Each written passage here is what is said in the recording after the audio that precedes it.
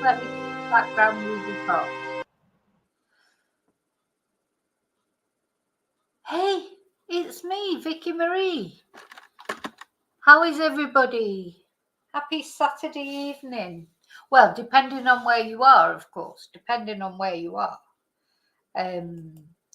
Could be good morning, it could be good evening, could be good afternoon. So wherever you are and whatever you're doing, hope you're okay. I feel like I'm not ready, even though I sort of am ready. So don't know what you've been doing today, but I've been sunbathing today. It's been really nice. I've had a nice little sunbathe. I feel a little bit pink, but never mind.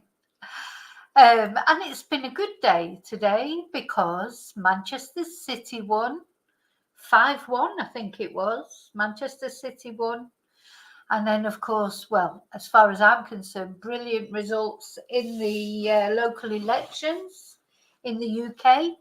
So, yeah, it's been a good day. So I'm happy. I'm happy. Now then, what we're going to talk about tonight? Well, of course, just the craziness that the Sebastian Rogers case has become. You know, if it wasn't so serious, it's about, at the end of the day, a missing boy, a 15-year-old boy. It's just descended into, it's just, I just honestly, I haven't got words a lot of the time for what's going on in the Sebastian Rogers case. Shh. But we're going to look at that. We're going to look at the Sebastian Rogers case. We're then going to look at this case of Mica Francis, which is another case that I'm going to start looking at. And I've noticed it this morning on Twitter. Somebody that I follow on Twitter was talking about it. And when I started looking into it, I just thought, oh my God, there's another one. Another crazy case, if you like, but of course serious, because at the end of the day, a woman has died, a young woman has died, and it's a question of, is it supposed to be self-deletion, but doesn't feel like it somehow. And I think it's going to develop into a big case. So we're going to be looking at that as well.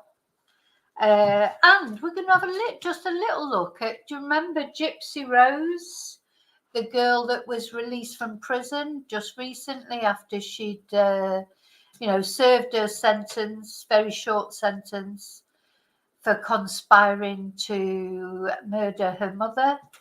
And then she came out, she got married while she was in prison. Anyway, we're going to have a little update on her and what she's been up to. Okay, but first of all, City, I could sing a football song, but I won't do that to you. What I'll do is I'll say hello to everybody. Hi, Chumba.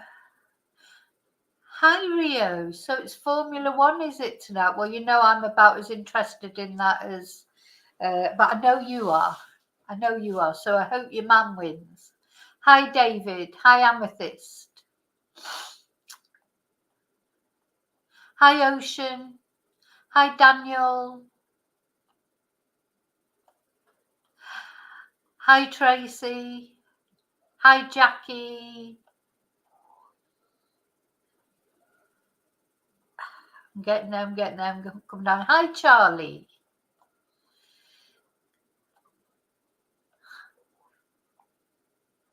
Charlie's been to the beach. I didn't go to the beach. I was just on my roof. It was lovely, actually. It was really nice. Yeah, the lady shave girl. Gypsy Rose, who was shaving her legs while her boyfriend was murdering her mother. She was shaving her legs in anticipation of having sex afterwards. Nice girl. Hi, Katrina. Hey, you're here from the beginning tonight. Oh, thank you for the compliment. Oh, God, you're joking. My hair is, it's just, it's been in the sun and it's a mess. But anyway, it don't matter. Hi, little Miss Sunshine. Okay, so hello as well to everybody who's watching at home. I know not everybody wants to join in the chat. Sometimes people just like to watch. And, you know, they're a little bit shy of joining in, chatting, but welcome. Thank you. Don't forget, all of you, to put your fingerprints on the like button. I'm not going to say that again. It gets on my nerves, keep saying it, but you all know anyway. And if you're not subscribed yet, please subscribe. It's free, doesn't cost any money, and it does help me out. And don't forget to press your notifications, and then you get to know about videos coming up. Right, I'm just trying to organise my other computer as well. Yeah, I feel like I wasn't organised tonight.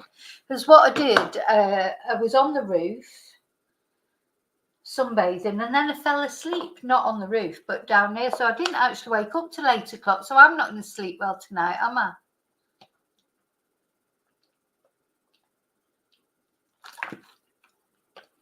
Hi, Mandy. So let's start off. Whoa, gosh, where do we start with Sebastian? That poor boy, this poor boy, honest to God, this case has just gone, well, it was always batshit, wasn't it? It feels like from the beginning, but just seems to have got worse. And there's speculation on, you know, on social media, on YouTube channels that I'm not going to mention, but I used to quite like. And now I'm sort of going off because they just don't, you know, there's just so much speculation on there. Anyway, so one of the latest things, of course, is that some neighbour, apparently everybody believes, what gets me is, you know, some neighbour, there's some person has phoned up some YouTube channel and said they're a neighbour, and they've, you know, seen all these horrible things that Chris Proudfoot has done to Sebastian. But now maybe he has, I don't know. But you cannot take notice of someone who just rings up a YouTube channel and says, oh yeah, I've seen this, or he made him sleep in the garage and he's jet sprayed him and he called him an retard and this, that and the other. Now, maybe Chris did do those things, but who is this neighbour? You know, I could ring up tomorrow. Well, I couldn't because I haven't got the accent. But somebody from that area could ring up tomorrow and say, oh, yeah, I know such and such. And you just cannot take these things as true. But then next minute, it's all over Facebook, all over social media. It's true. You know, this neighbour says this and this neighbour says that. Sorry, I cannot accept that with no proof. I think it's horrible, to be honest, because if it turns out not to be true, it's a horrible thing to say about, well, horrible things to say about people. So that's one thing that I just wanted to mention. I have got to say that, in my opinion, I cannot take that seriously until it's proven, until it's, you know, confirmed that that's really what happened. It's not just some person ringing up. You know, people do things like that. There was someone who rang up T-Rev, because that's another channel that, you know, as much as I like listening to T-Rev and that sometimes, but I mean, at least he does say everything on this channel is alleged, is not, you know, necessarily true. Some guy phoned up, said that he'd been abused by Stefan Stearns. And then as the conversation went on, it was obvious that this man had some problems. You know, he was just a load of rubbish. He was just talking a load of rubbish, and he was talking on for ages about how he'd been abused by Stefan Stearns. And you know, and the longer it went on, the more it became apparent that this person had some real issues.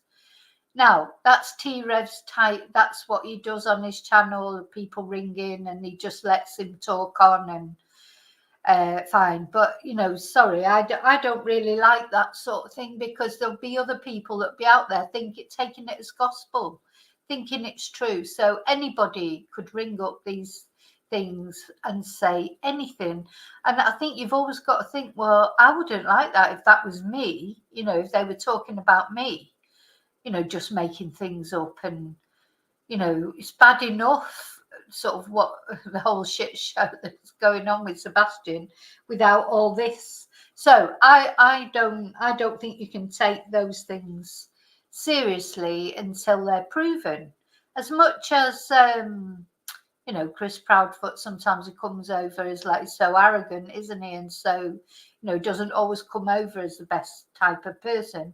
But still, you don't know that he's actually done things like that. So we don't know. We don't know. So that's one thing I just wanted to mention. God, I'm running out. There's so many things. I'm losing track. So another thing that's happened is one of the we seem to have had a change of PIs. So one's gone. The one that's gone is Heather Michelle Cohen. She's supposedly stepping back, and we're going to read the sort of statement she made on Facebook. And now we've got this new guy, haven't we? This Tony Mathis, who's appeared out of nowhere with Seth, like talking with Seth on the Pascal show. And so we're going to look at that. And I mean, at least that is actually Seth talking. So it's not somebody just saying, oh, this is what Seth said, or this is what Seth did. It is actually Seth speaking. But where's this guy come from? He's just come out of nowhere, because up to now it's been all female private investigators, hasn't it? Heather and Chloe. And now suddenly this guy's just popped up out of nowhere. And apparently he's a guy who's been helping with the Caleb Harris case, which I did go over on one video that I did. He's another, a young, not as young as Sebastian, a sort of early 20s guy who just disappeared. You know, I think he was barefoot as well. What is it with these people that are barefoot? But he just disappeared. He'd ordered his food for the next day for a fishing trip from some sort of food delivery service. And that food, you know, so he was making plans for the next day anyway, disappeared. And nobody knows what's happened to him, Caleb Harris. So apparently this Tony Mathis, who I've never even heard of before, you know, he's just suddenly come into this case, hasn't he? But let me just read you the statement that Heather made. So Heather is from Justice Warrior Investigations. And she's got a Facebook page, so you know it's open what she's put on there. It's not private. So I'm going to share it, and we're going to have a look at what she said.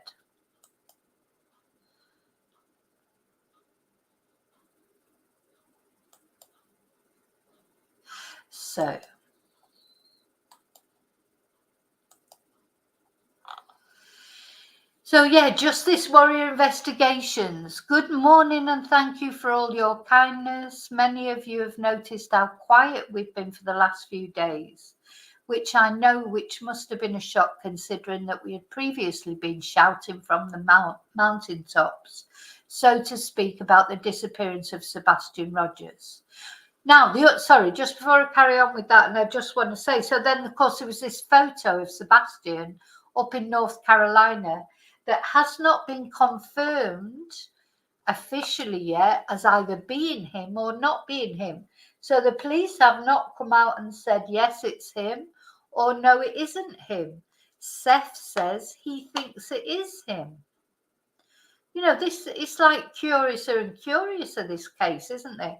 And then, of course, there was the talk about, there was a big thing about Katie's mum being an SA, an SEX, sorry, not an SA, an SO, an SEXOFFENDER. Then, of course, and I reported on that, but I didn't realise that is Katie's biological mum, but Katie was adopted and she was not brought up by that woman. So that's strange as well, isn't it? So, because there was talk that the woman that was supposedly with Sebastian or on the photo of Sebastian was possibly could have been this woman, Katie's biological mum. But then it turns out that Katie has no contact with her family. You know, there's a reason, I suppose, why she was given up for adoption. Obviously seems like her mum, her biological mum, maybe not the nicest person, because she's got this SO offence against her and she has to sign on all the time, you know, and forever. It's a serious SEX offence. It was a tier 3, which is one of the, you know, we looked it up, didn't we? I looked it up online and it's one of the most serious offences. So that was another thing. But then it turns out that this is, although it is Katie's biological mum, it's not, Katie was not brought up by this woman or has no contact with her, apparently. So that's a whole nother thing. So then Katie's been hauled over the coals, you know, to be fair to her, for something that's nothing to do with her.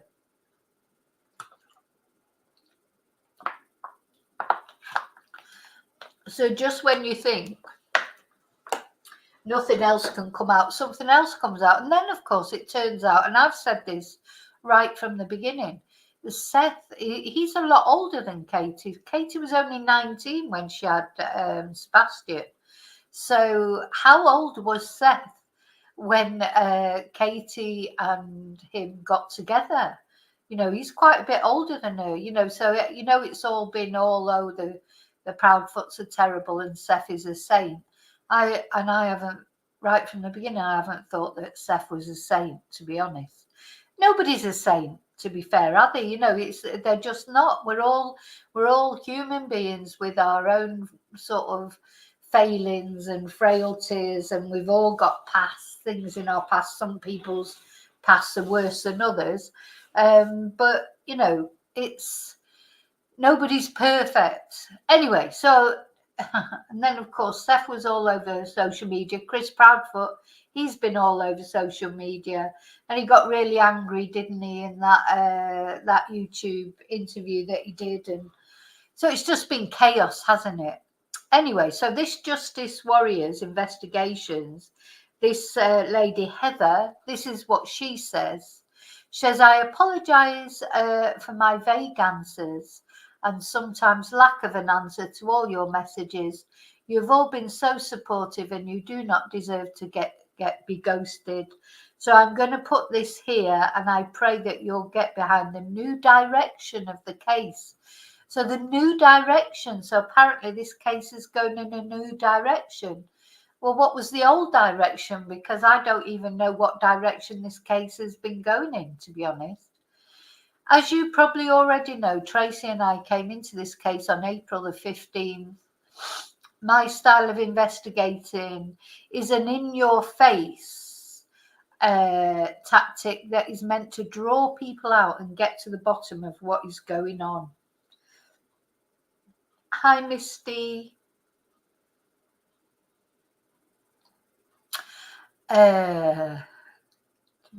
Bottom point. We walked into a shitstorm. Well, I presume that's what she meant. Sorry, swearing.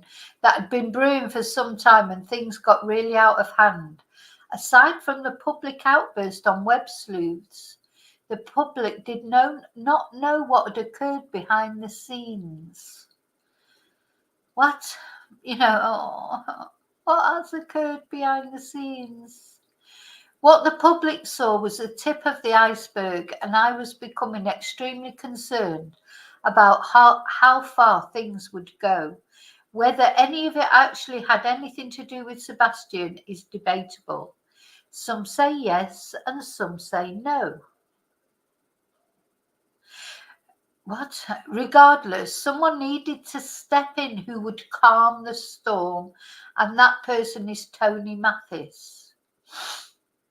Now, why is he able to calm the storm and nobody else could? What is special about Tony? Is it because he's a man and they think that Chris Proudfoot doesn't react well to women? Anyway, now I did successfully open a line of communication between myself and the Proudfoots, and I was trying my very best to diffuse the situation. However, I was unable to do so. Therefore, someone else needed to step in. So obviously, whatever talks went on after that Web Sleuths sort of interview where Chris got a bit annoyed with the private investigators, things didn't go well by the sound of it. You know, it sounds like they tried to, I don't know, build a bridge, and it didn't happen. So now Tony Mathis is coming in, and he's going to calm the storm, and he's going to make it all perfect. Obviously not. I would imagine he's not.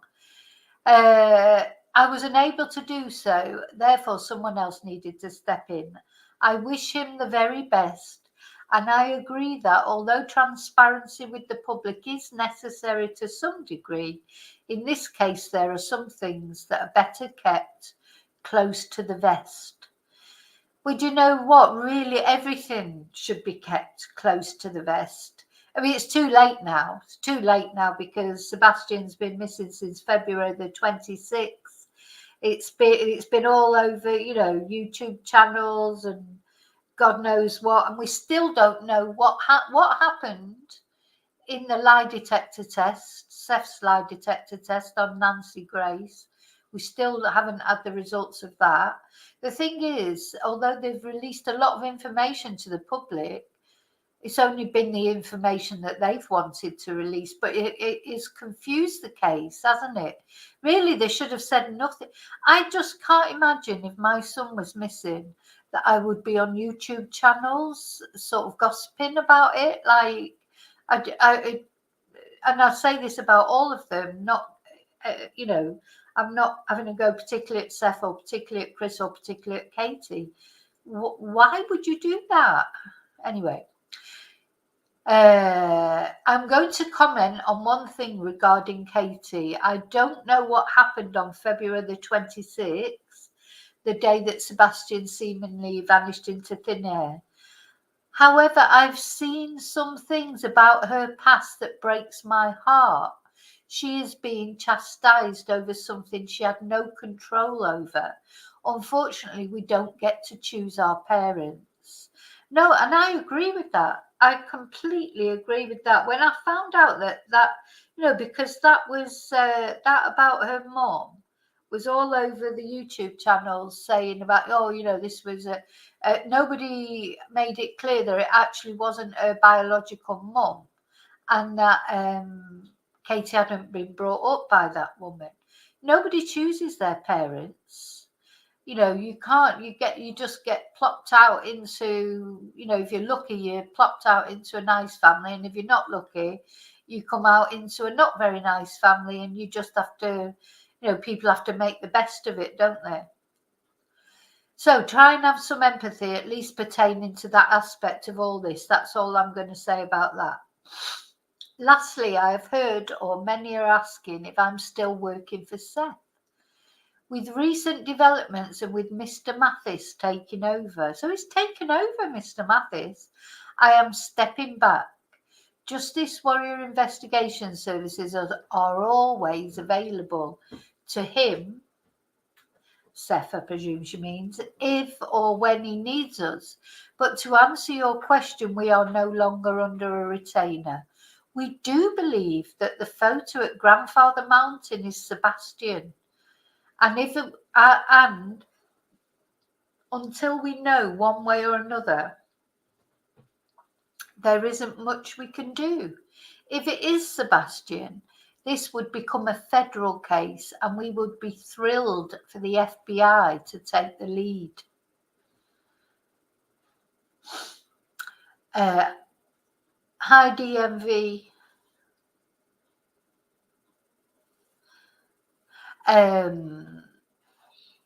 This would be the best development yet. As a private investigator, we can do a lot to help the case along, but we do not have the ability to get warrants, and that is what is needed to gather the evidence necessary to find Sebastian. So they're saying they believe that picture is Sebastian. I mean, what do you all think out there? What do you all think? Do you think it is Sebastian or do you think it's not Sebastian? Seth says he thinks it's Sebastian. Here we go. You've got the Heather, the private investigator, saying she thinks it's Sebastian. So we will continue to follow the case closely and share updates as they are released to the public. We love Sebastian and we will continue to pray for his safe return. Now, that is the third private investigator that has, gone off this case. Now, it doesn't look like they've been sacked. They've just decided to step back, I suppose.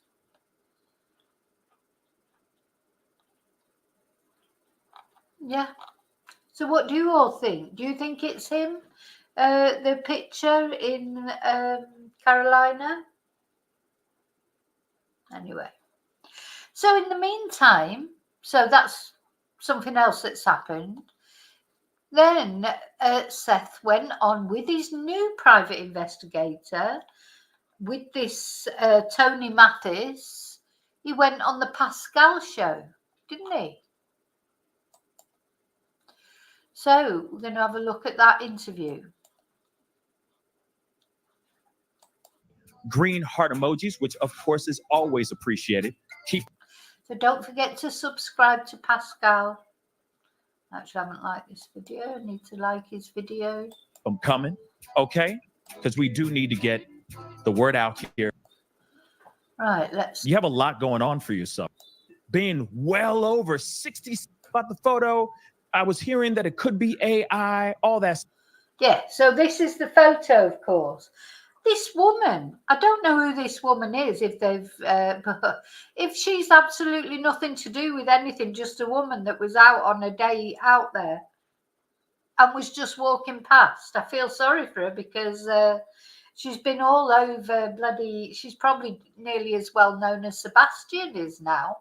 You know, she's been on every bloody YouTube channel and God knows what. Because is that Sebastian, first of all? And if it is, was he with this woman or was she just happened to be walking past? And if Sebastian has been taken by somebody, why would they take him out to such a public place? You know, really, why would they do that? Why would they take him to a tourist area where it was likely that somebody, or did they just think that nobody would recognize him because it was out of Tennessee?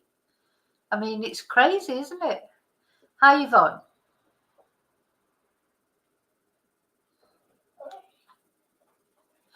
So apparently the police are down there, Misty, I think it's been, so don't forget, this is quite a while ago now when this photo came out, isn't it? And the police have not said it is not him. You know, so the police have said nothing so far about this photo, except I think the only thing that's been said is they don't think it's AI generated. They think it's a genuine photo. You know, I just think these days, to me, everything looks AI generated. Pascal could be AI generated. I could be AI generated. I don't like this AI at all because it gives me the creeps and it's hard to tell what is AI and what isn't. But anyway, apparently, they're taking it seriously because they've gone down there and they haven't come out, have they, to say, no, that is not Sebastian or that photo is AI or photoshopped or whatever. So I think the silence is telling us that the police is taking it seriously, because I think they would come out and say, no, that's definitely not Sebastian, etc. Do you think? Stuff, so many different things that were going on at the moment when this photo first dropped. But a lot has changed and a lot has happened over the past week. And we're here to talk about all of it. Is this a real photo of Sebastian? Could this actually be Sebastian or no? Hopefully we're going to get down to the bottom of that. And there's a rumor, or at least from what I've been hearing in the internet streets, that there could be video also of this sighting of Oh, yeah, I forgot about that. God, there's so many things. So now they're saying that there's video footage of him. Somebody else has taken video footage. Seth mentions it in a minute when he comes on, but the police won't let Seth see this video footage. Seth went down then. He's been told he can't see the video footage. Oh my God, you couldn't make it up, could you? You know, you could make a TV series out of this and people would say, oh, that couldn't happen. Truth is always stranger than fiction.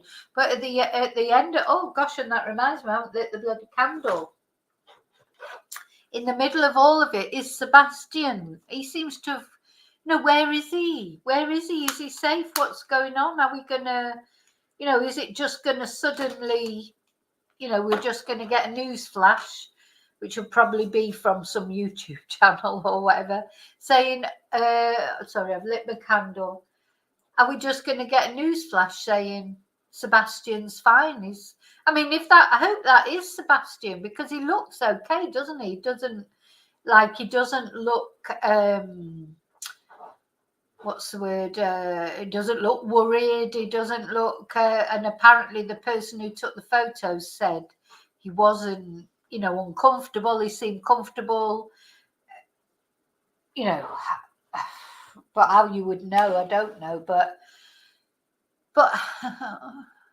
who is he with? Anyway, so let's just see what Pascal goes on to say. Who of this person that could very well be Sebastian Rogers? So let me get into this. We got a lot to cover.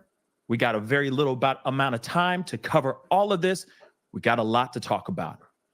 But one thing I do want to bring up is that we do have a new member coming in and is going to be a part of the search, be a part of the information giving out to media, these podcast streets, etc. There is a new member coming on and taking over as spokesperson for Seth Rogers. So first I want to bring in Tony Mathis and, of course, Seth Rogers, of course, in the chat. Good afternoon, fellas. How y'all? So there he is. This is Tony Mathis. He's got the same colour on as Pascal. Did they collaborate and decide they were both going to wear red? Or when Pascal looked at him, now you could see his face. It was like, oh my God, he's got red on. But who is this man? Where's he popped up from? This is just crazy, isn't it? It's crazy. Crackers, crazy. Another PI, though. Is he a PI? I don't know. I don't even, is he a registered private investigator? Y'all feeling? Good evening. Hello, Team Sebastian. Yes. How you doing, Pascal? I'm good, my brother. I'm good. First off, Tony, we got to get straight into it because I know a lot of people are going to sit there and go, wait a second. Tony looks mad familiar. Haven't I seen him on something else before? Yes. No, you didn't see him on a rerun of Friends.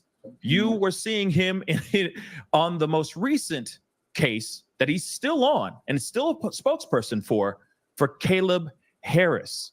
So I want to say, first off, thank you so much for stepping forward and linking up with Seth to be his spokesperson. Of course. Of course. Now, I'm curious, Seth, why are you having a spokesperson now? It's been 66 days since my son has gone missing, and dealing with searching, making sure that people are getting vetted, dealing with interviews and everything else. It's time consuming. It's stressful. And when he offered to assist me with it, God sent somebody.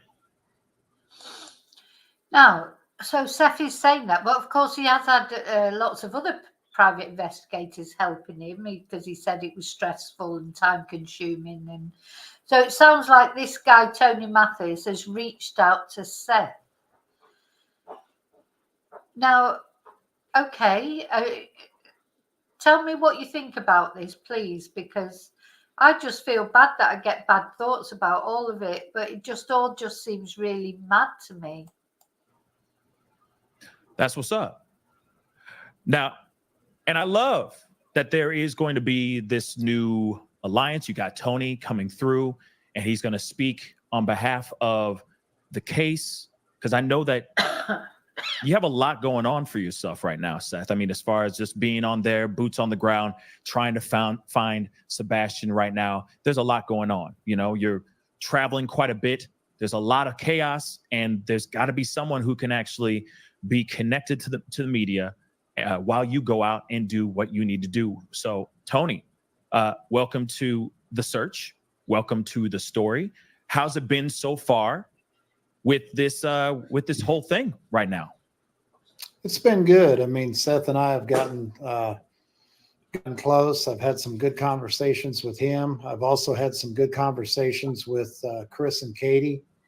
My goal initially was to try to bring everybody together and limit some of the drama that had been out there in the social media streets, as you say. Right. And simply want to help. You know, keep saying all the drama that's out there in the social media streets, but Seth and Chris Proudfoot, they've caused that drama themselves. You know, the social media wouldn't have anything to talk about if they didn't keep coming on it and making the interviews. You know, he's saying it as if it was nothing to do with them. Like, anyway, it's positive that he says he's had some good conversations with Kate and Chris as well. Katie and Chris, that's good, positive. I thought right from the beginning they should all work together. But it has been Seth who stirred it up. Help get everybody redirected and find Sebastian. So again, I've had a lot of good conversations with Seth. I've had good conversations with Chris and Katie, and we're not completely done. I'd love to represent them all three and get everybody working together. Okay, so he says he wants to represent all three and get them all working together. Seth, you know, Seth's face is unreadable, really, isn't it? Hi, White Raven. He's like, Seth's a real, to me, he's a real, I can't work Seth out. I just cannot work him out. Can I ask you that, though? Let's get that. Let's get that out of the way. Get the elephant in the room out the way. Has there been any conversations with the Proudfoots, and why aren't you representing all three right now? So I've laid that offer out there for Chris and Katie. Again, I had about a 2-hour phone conversation with them last week. You know, I felt like we were in a good place. I made it known kind of how I operate, which is I do control all the media.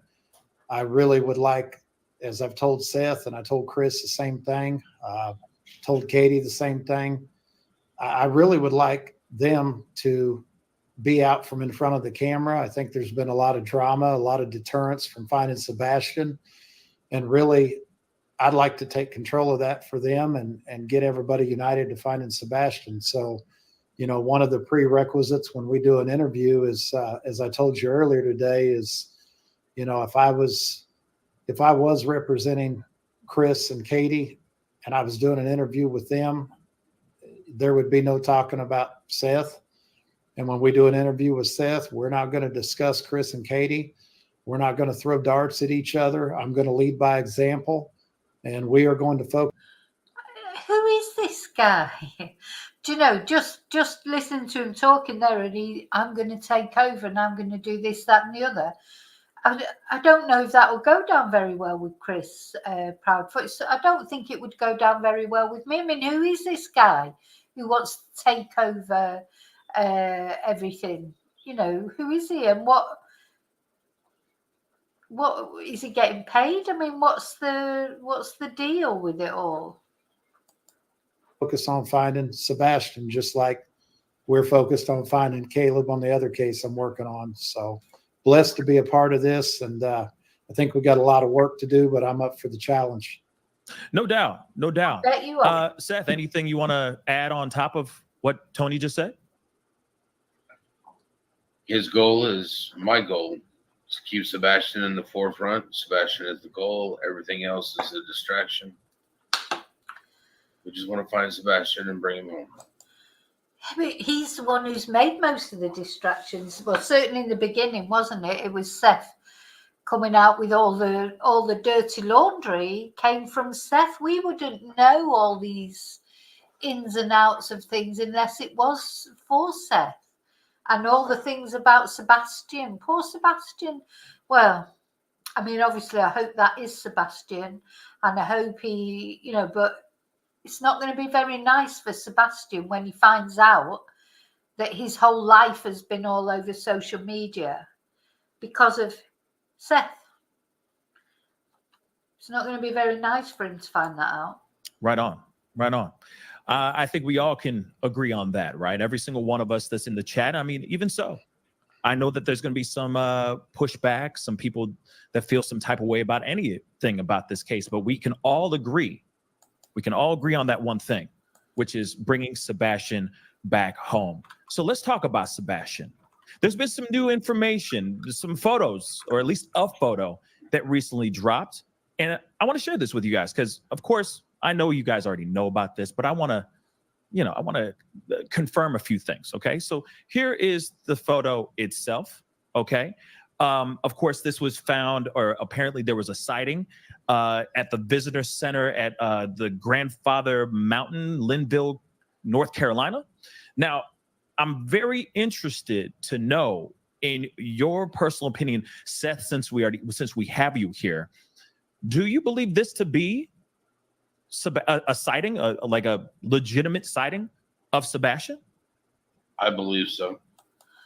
There you go. I believe so. So Seth thinks it is Sebastian. Just gets curiouser and curiouser, this. Okay.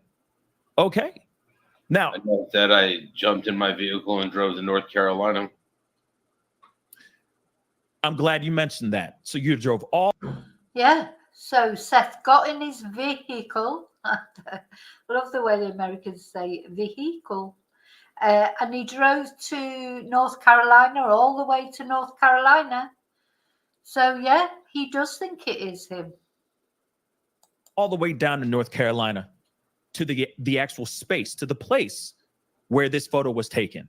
Was there anything in particular that you saw or anything of that sort before we get into the more finite details? Was there anything like to confirm that this was an actual sighting of someone and that this was not actual AI? My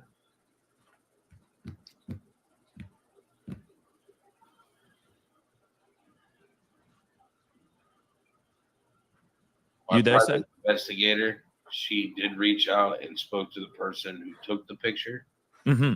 and to the person that posted the picture. Okay, so there was actual conversation with somebody who actually took this photo.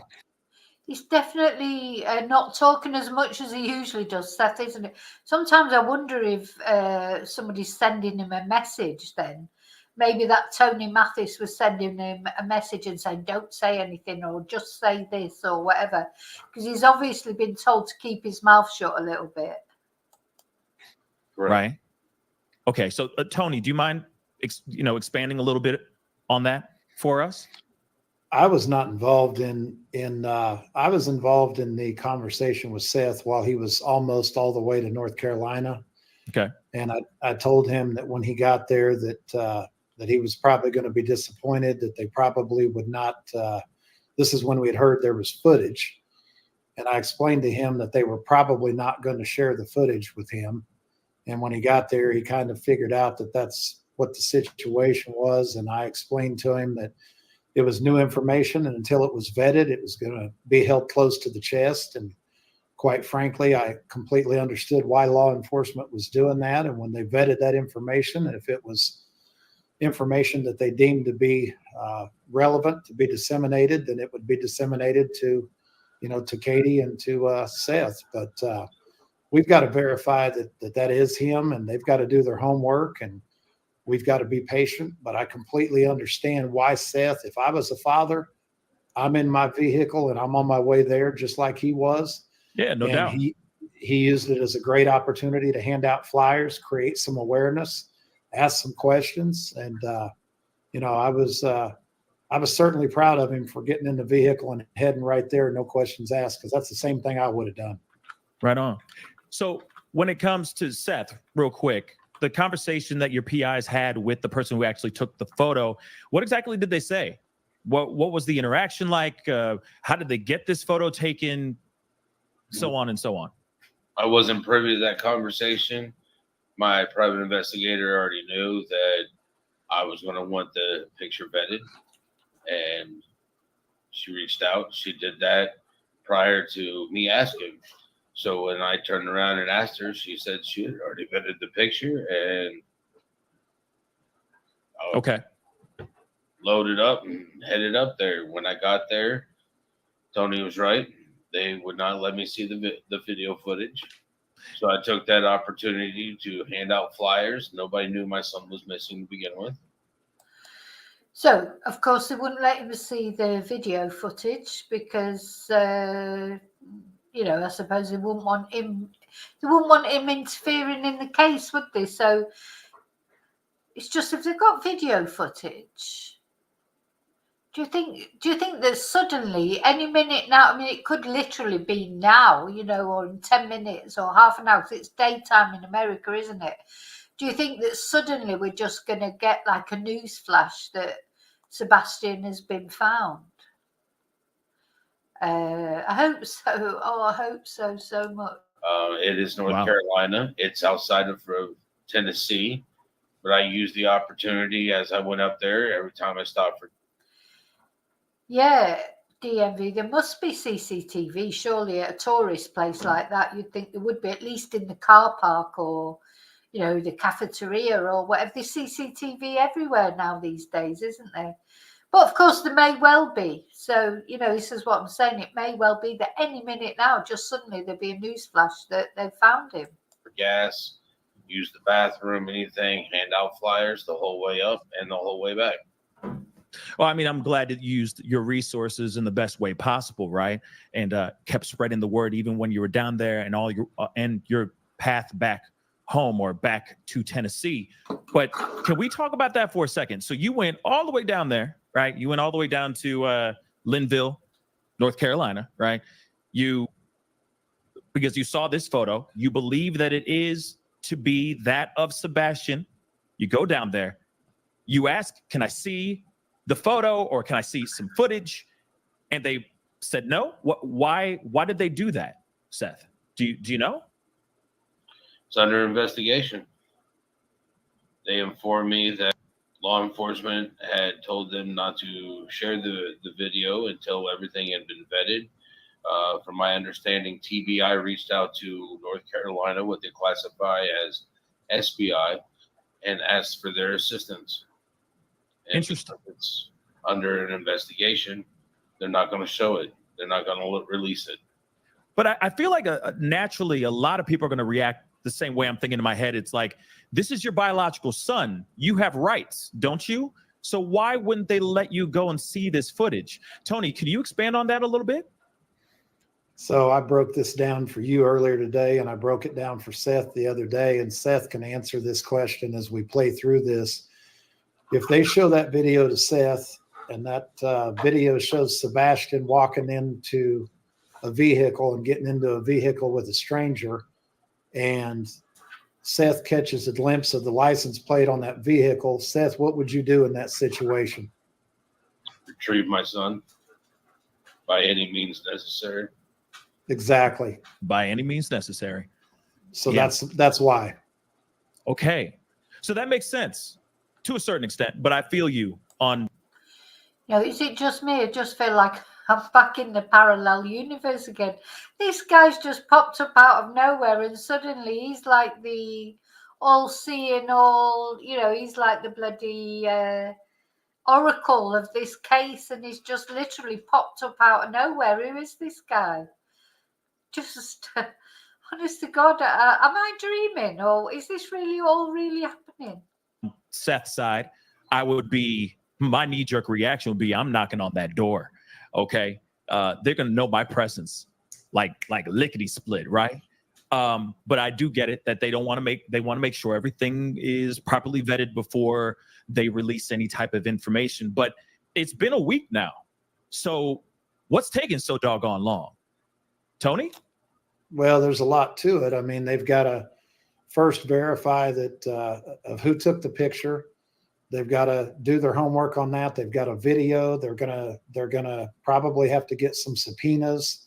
I mean, it's not a lot different than a lot of other cases. I mean, you start having to get subpoenas for information, and none of that happens quickly. So, you know, obviously the situation that Seth is in, if I'm him, I want it done yesterday. If I'm Katie or Chris, I want it done yesterday. But the truth is, there is going to have to be a little bit of patience to figure out what it is we're digging into here. I see. Yeah, but it's so weird. I mean, and that's just me. You know, I'm just a regular guy here. All right. You're a dad. Yeah, I'm a dad, you know, but I'm also a human being too, right? And instantly I'm going, wait a second. All right, this doesn't make any sense. Why are they dragging their feet on this information? Especially when there is, just making sure this is abundantly clear for everybody who's watching, even the fam that's watching from the nosebleed seats. There is actual video of this particular person. There is actual footage of this. That's correct, Seth? Correct. There is actual footage of that, correct, Seth? Correct. So it must be CCTV footage. I wouldn't imagine anyone has just taken a video, though maybe they did, but it'll be CCTV footage probably that they've got. But it just seemed to have been a long time. That's crazy. Tony, Seth, that's absolutely crazy. That is crazy. And yet still nothing. Now, you know that there's video, but what exactly did they? Sorry, I just want to say as well, the thing that they've got to bear in mind as well, who is Sebastian with? And you've got to imagine that whoever Sebastian is with is also watching all these YouTube channels and things.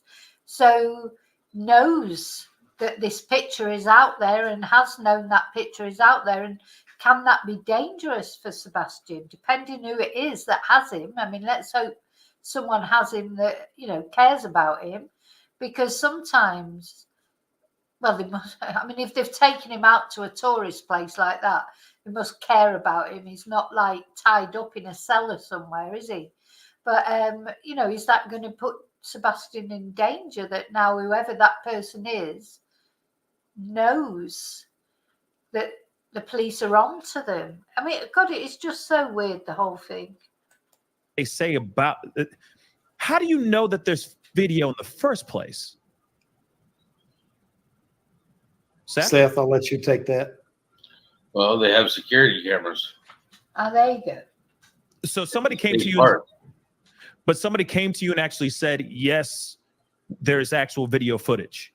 When I arrived, I could see that there was security cameras, which means there will be footage. And when I asked, they told me that they were informed not to show me anything because it is under investigation by law enforcement. Wow. Okay. You know, this is, the law enforcement have been very sort of stingy with information for Seth. Haven't they said that before, that the law enforcement have not been working with him? Is it because he's on all these YouTube channels? Or is it because they suspect him of something? But he has said for quite a while now that law enforcement are not, you know, telling him anything. Whereas they are telling Katie and Chris things. So, again, another confusing thing. And there's nothing you can do to expedite this at all? No, sir. Man. Okay. Because it's been... Right. Go ahead. I'm sorry, Seth. Pray. I mean, that's insane. Continue to pray.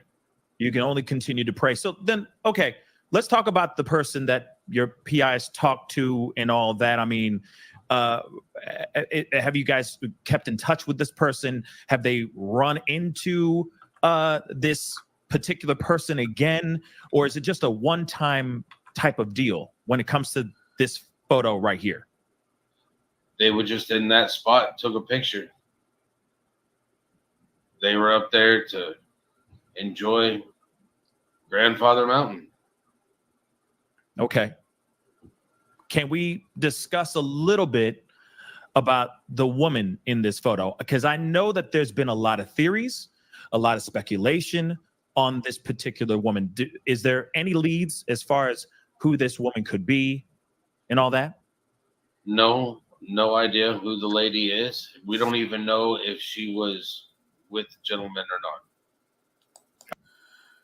We don't even know if she was with the gentleman or not. He means Sebastian, does he? He says he thought that was Sebastian.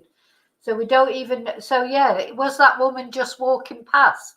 Sebastian could be with somebody. If that's Sebastian, he could be with someone, whoever that is behind the lamppost or whatever. Doesn't necessarily mean that Sebastian was with that woman. But you'd think she'd come forward, wouldn't you? I mean, do you think? Well, she may not have seen that picture, I suppose. Oh, okay. So she could have just been walking. She could have just been walking by to go to her vehicle. Man, okay. Another thing, though, too. I know this is like just an ear, but right here, this looks like another kid, maybe. Another kid. Right there. Well, if you scroll back out and you look down, you'll see that there's 2 feet right there. Yeah. And he's walking one direction, and the person that I believe to be Sebastian is walking another. They're playing on the rocks. Right. Tony, what are your thoughts on laying your eyes on this footage and on this? Yeah, who is that? Who is that behind? He said it looked like a kid. I didn't necessarily thought it looked like a kid, but maybe it did. It's a man anyway. It's a male. Photo and everything. What are your thoughts on this? Well, I mean, it's hard to refute what a father says, right?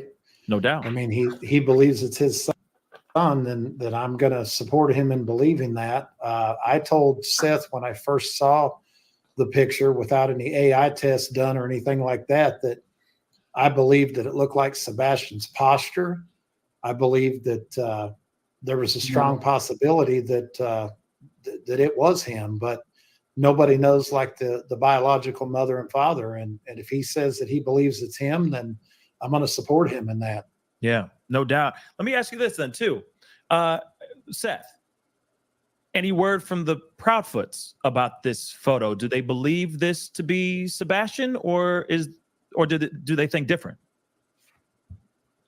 I haven't had much communication with them since I returned from North Carolina, and when I was up in North Carolina, I had no signal. Okay. What? Now, sorry, the first thing surely that you would do is you would contact the other parents, wouldn't you? I'm just sort of trying to think how this would be if it was me. The first thing you would do is contact the other parents and say, what do you think? I think this might be Sebastian. You'd be full of it, wouldn't you? Surely. I think this is Sebastian. What do you think?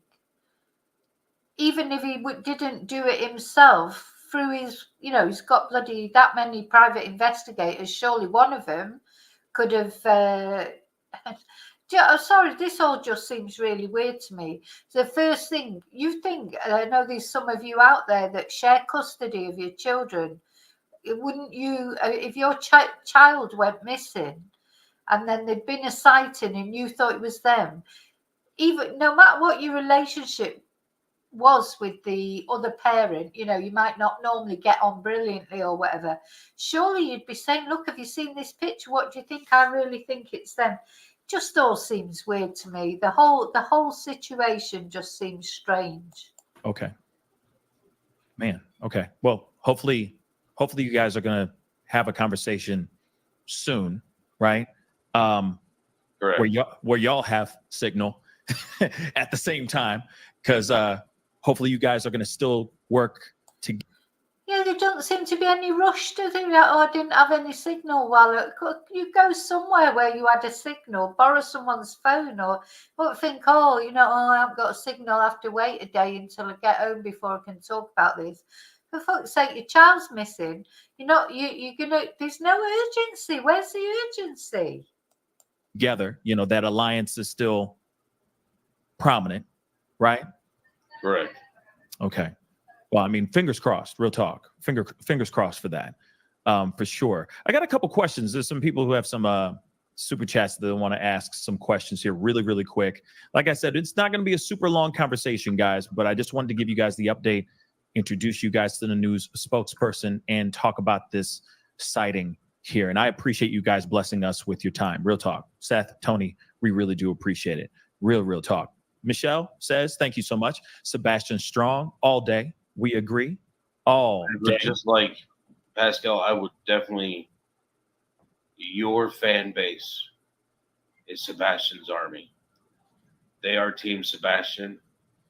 With their help, with everybody's help, Sebastian will be found and brought home. And I appreciate all the help that you're doing by keeping my son's name out there. And I appreciate all the support. Of course, brother. Of course. We're all Sebastian Strong here. Okay? All of us. We all want the same thing. Sebastian home, transparency, truth, and just him home, right? And I feel like we'd all do the same for each other, right? We'd all fight and bring up conversations and have a Tony Mathis, like I said, having someone to come in and take the brunt of some of the heavy lifting while you can go off and work on finding Sebastian, figuring out if he is in North Carolina or not. We're all here for the exact same goal at the end of the day. Even Michelle says, amen, right? The five Canes says, CP verbally abused a lady today, so good luck. Well, we're not going to talk about that. Yeah, I don't know if that's true or not. So, like I said, the rumor mill still rumor milling, okay? And I will say this too. The Prophets love to have them on this platform to have a conversation anytime they want, literally. I want to make that abundantly clear, okay? Because, hey, they have some information. Seth has some information. If there really is an alliance going on, come on over. Let's have a conversation. Stephanie, thank you so much. Wouldn't a parent have to verify the footage, or do they have DNA to is Sebastian, or did they get DNA?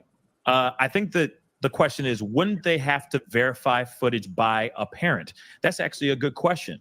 Tony? Yeah, no, you don't verify footage. You verify the person in the footage. And until they figure out who that person is, there's nothing to verify. So, a DNA doesn't do any good on a photo or video. So they're chasing down who the person is. When they figure out who the person is, they'll know if that's Sebastian or not. Right. They won't need DNA for that. No doubt. Actually, let's talk about this too, because I also heard over the past week that there were pants that were found. Could we? Oh, yeah, that was another thing that I forgot to tell. There's been that many things. So Terry Lynn is the one that was flirting with Seth at the vigil, and then Chris Proudfoot was flirting with her on that conversation that we listened to. That Terry Lynn, that he was in bed chatting away to her, like as if they were having a chat, little private chat, but really, the whole world and his dog was listening into it. So she goes searching for Sebastian, doesn't she? Live, she goes off searching for him, and she found a pair of black pants, and called it into the police. Now they've already said those pants were not Sebastian's. That's another reason that makes it strange that it's taken so long, this photo, to say whether it is Sebastian or isn't Sebastian. But yeah, maybe they're out arresting somebody just right as we speak. But yeah, that was another thing that happened. Terry Lynn found a pair of black pants. Can we talk a little bit about that? Tony, do you have any I'll let information Seth about the take that pants? one. Okay, Seth, any information on the pants that were found? While I was in North Carolina, somebody did reach out to me and stated that they found a pair of pants in a park. I don't remember the exact name of the park. I did reach out. Yeah. What does it mean? He doesn't know the exact name of the park. God, you'd be if Anyway, I would be if that was my son who was missing. God, you would be all over it, and you'd remember the name of the park. This just something strange in this whole thing, in my opinion. To the detective over the case and let them know that somebody found a pair of pants that were like the ones that Katie described Sebastian wearing. And I let him know. He said he was going to take care of it. And he turned around and had him collect it. Okay. But they said it's not a match, right?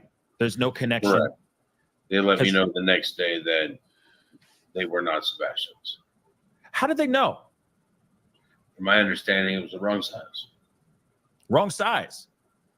Did they say it was too small, too big? What does he usually wear? What size They did did he not tell me. They did not tell me specifics. They just said that the size was wrong. Interesting. Okay.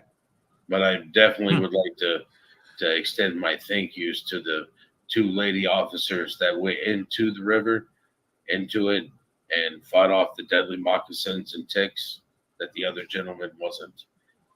Because at least somebody was able to do something. I couldn't do it myself. I wasn't there. Yeah. And I appreciate the officers that did. Well, hey, shout out to those officers for being willing to get dirty. Yeah, because that was another thing. So the first police officer, a guy, apparently he wouldn't go in and get these trousers because he said he didn't want to get his uniform dirty. Oh my God, you could not make it up. So then two female officers went in and retrieved these trousers, only to say they were the wrong size. The wrong trousers, that reminds me of that bloody Wallace and Gromit film, The Wrong Trousers. Long story short, right? Yes. We appreciate them. We appreciate every bit of help. Oh, hey, had a good question. Seth, how would Sebastian introduce himself? That's actually a very good question. Just in case somebody runs into him, how would Sebastian introduce himself? If you start a conversation with him, he would more than likely introduce him like I've taught him to introduce himself. He would tell you his first and last name. Hi, I am Sebastian Rogers. Or if he's not comfortable with you, he might just tell you his first name. Okay. But he'll still introduce himself as Sebastian.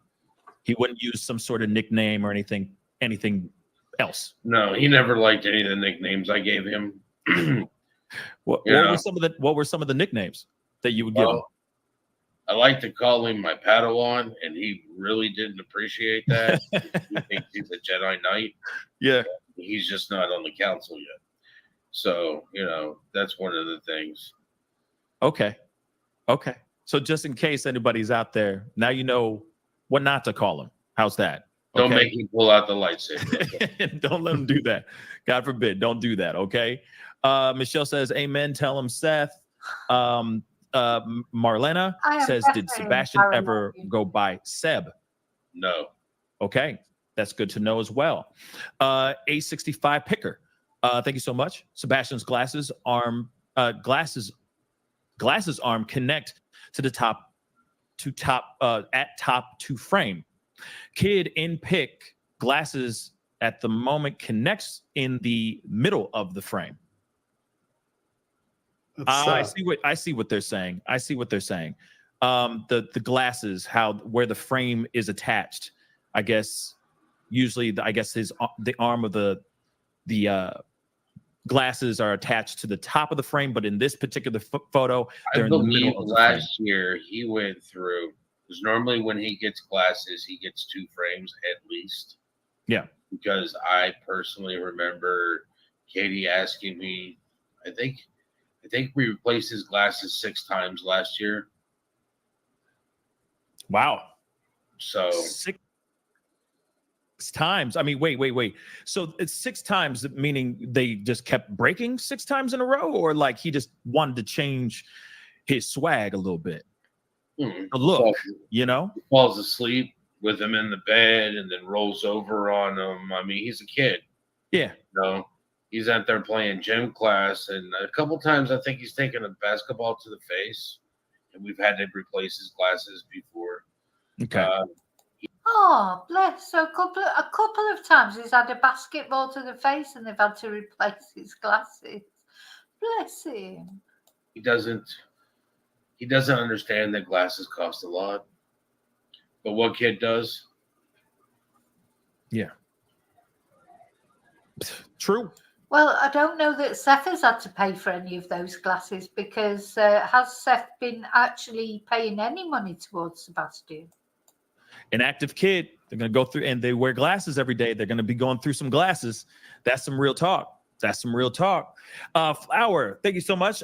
Seth, have you ever met Katie's mother or sister? That's a good question. Yeah, we're not gonna talk about that. Okay. Of course, he's met them. Yeah. Okay.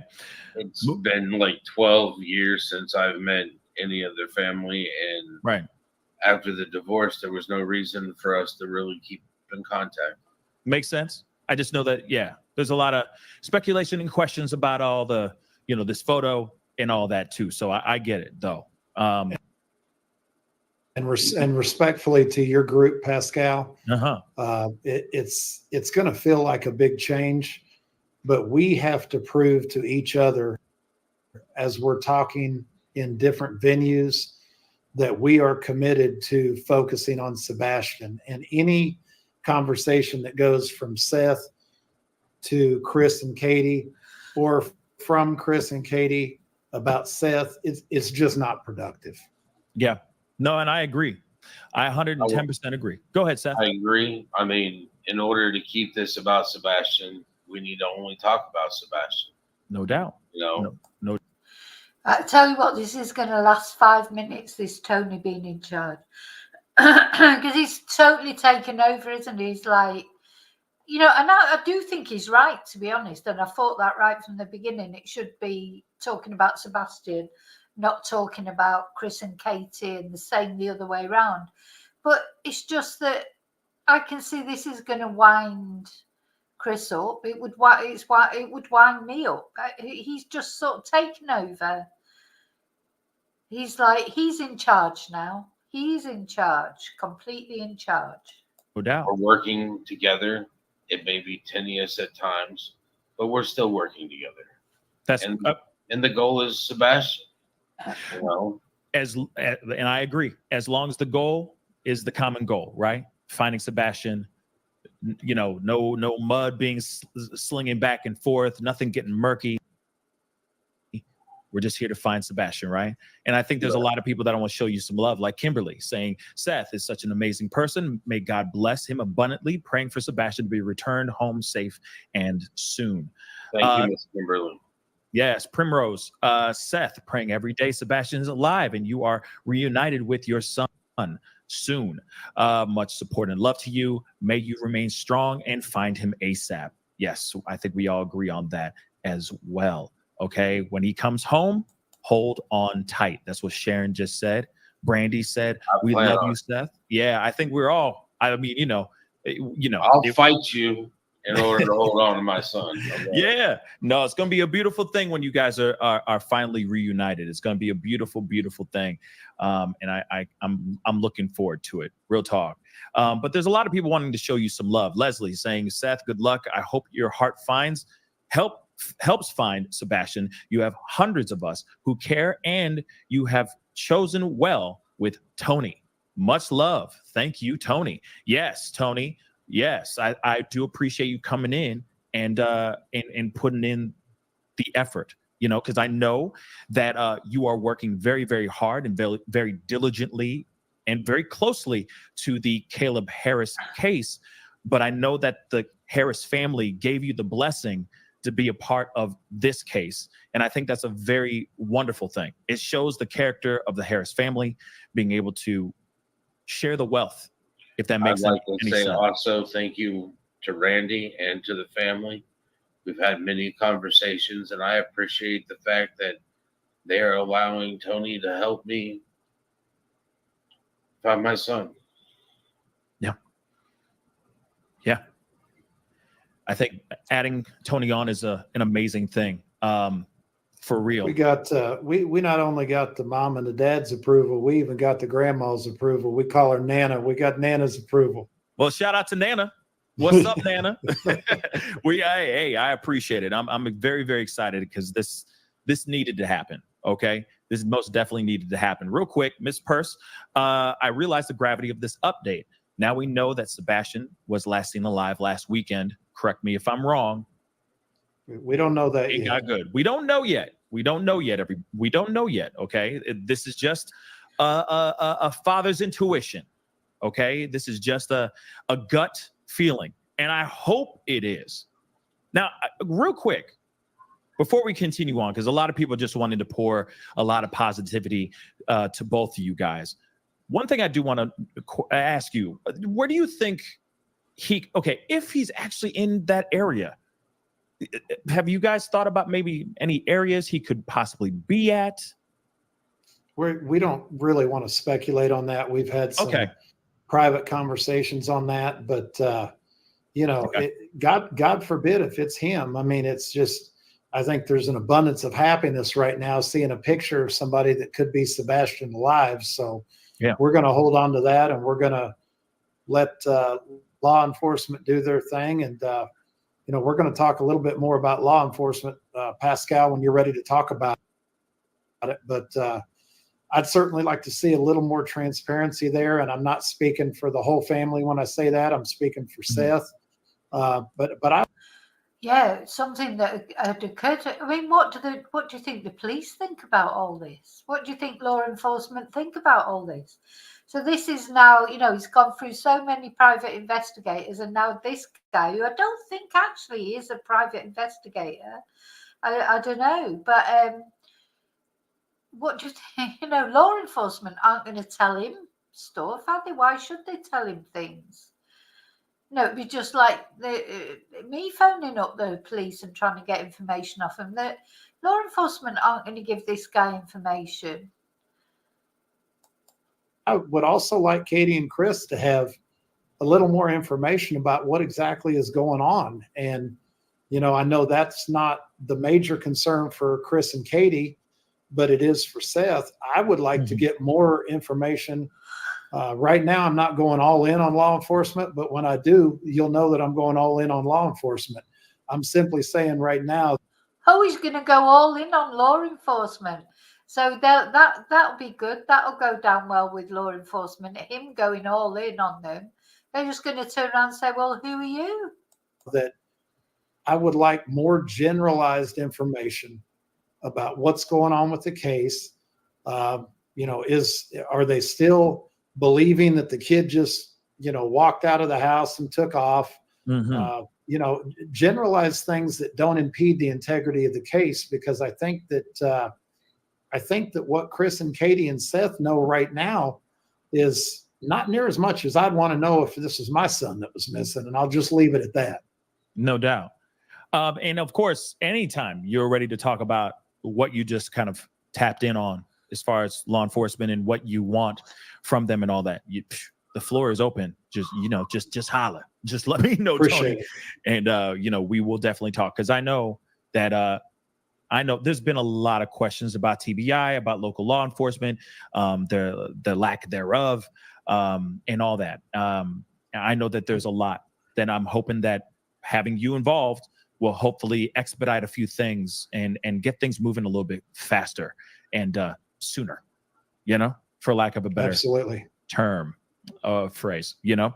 But real quick, this is something, servant of God, and unfortunately I'm not gonna be able to get to every single super chat, guys, okay? But I do appreciate you guys just giving in the love and support and asking questions. There's a picture of Sebastian in a home with wood flooring, but he's wearing shoes and he's holding a backpack. Is that your home? Now, I don't know if you are comfortable in saying that information, but apparently there's a photo of this. I don't know what photo she's speaking of. Yeah. So it's kind of, you know, most of the pictures I've taken of him is in my kitchen. It's definitely not wood floor. I wish it was. Yeah. Okay. I'm actually curious as to what that photo is too. Okay. Piper says, just want to tell Seth, I pray every day for him and Sebastian. Thank you so very much. I really do.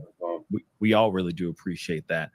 Stephanie, we are Sebastian's friends, millions of friends around the world who love him. Yeah, that's one thing that you did mention on another show, Seth, that, you know, there was talks of him not having many friends. And now when he gets reunited with you, he's reuniting with the rest of the world, with everybody who has been so touched by this case.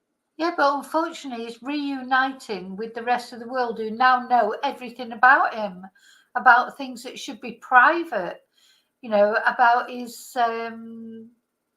about him being RAPD'd and wearing pull-ups and all these sort of things. So, people do know all about him. That poor boy, I hope he doesn't go onto any social media and see what's been said about him, because, well, he'd just be mortified, wouldn't he? I would, and I know my son would, or any young boy or young girl. People, you know, teenagers, they're uncomfortable talking about themselves. It's so, you know, I just feel when he does come back, which hopefully he will, it does feel positive, at least, that maybe he will be coming back. But I do feel like it's, you know, I hope they keep all the YouTube videos away from him. He's going to have millions of friends. So what I absolutely echo and second that emotion that Stephanie is saying right there, for sure. I really do appreciate that right there. Did the woman who took the pic ask someone if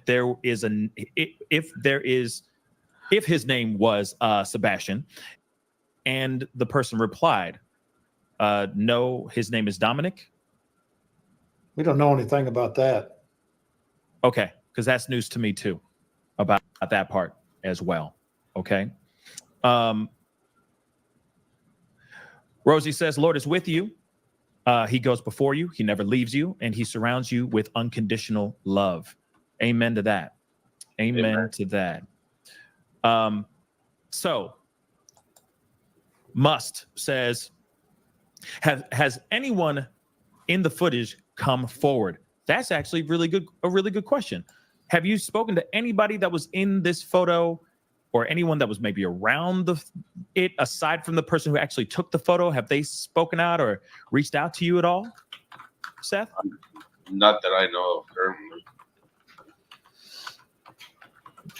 Okay. Nothing so far. Okay. No, sir. Okay.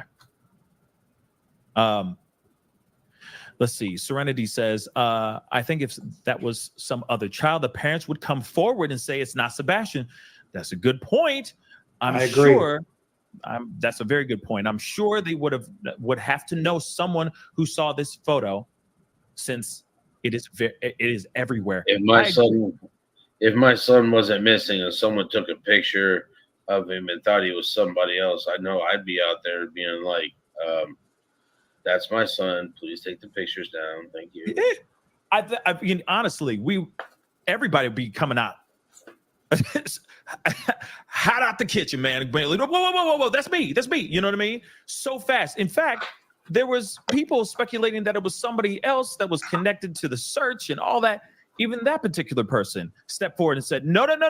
The blonde woman is not me. It has nothing to do with me. I like everybody out here that could have been anywhere near closely resembling the woman in this photo has been very quick to go, wait, no. You guys are trying to connect me with this, and I have nothing to do with it. So it's interesting that with Sebastian, this possible sighting of Sebastian, either this is a doppelganger and he's not connected to the internet and has no idea about this missing person case, or it may very well be Sebastian, for crying out loud. You know what I mean? I just feel like there would be somebody be so fast to hop out and go, no, that's my son. You got it all wrong.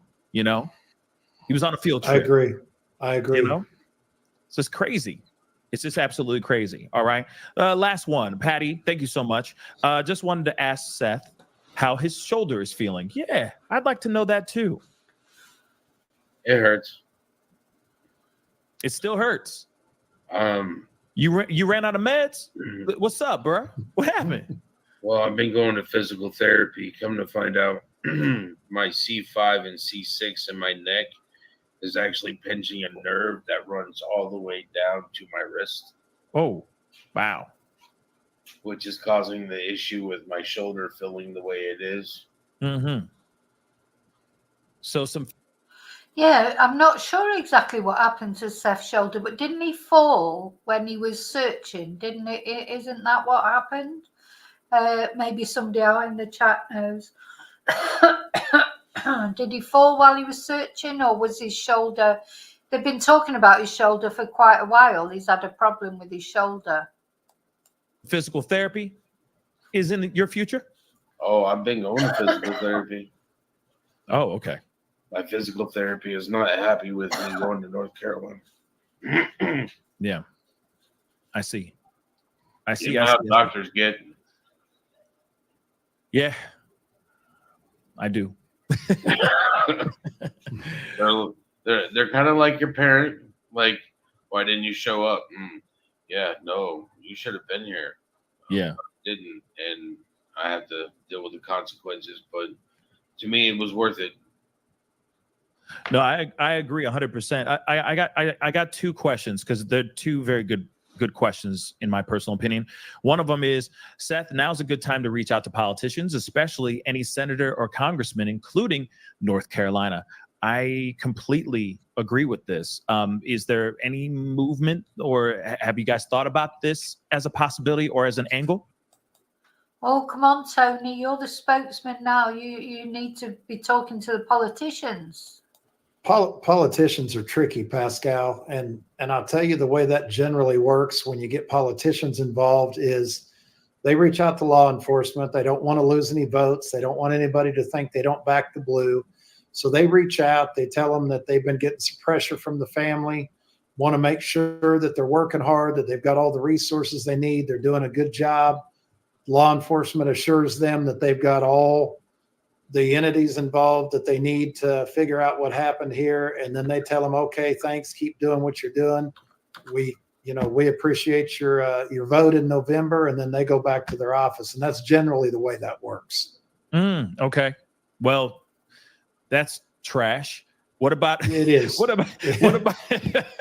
about legal representation? Real talk. What about legal representation? Is there anything? And I know that maybe you can't say a whole lot, but as far as pushing the envelope a little bit more, so that maybe you can get some things put in the light a little bit for you guys. We're going to say, Tony? We can put all the pressure we need on law enforcement. I mean, I'm obviously new to this, and I'm digging in, and I'm understanding who all the players are. I clearly know who all the players are in Caleb's case.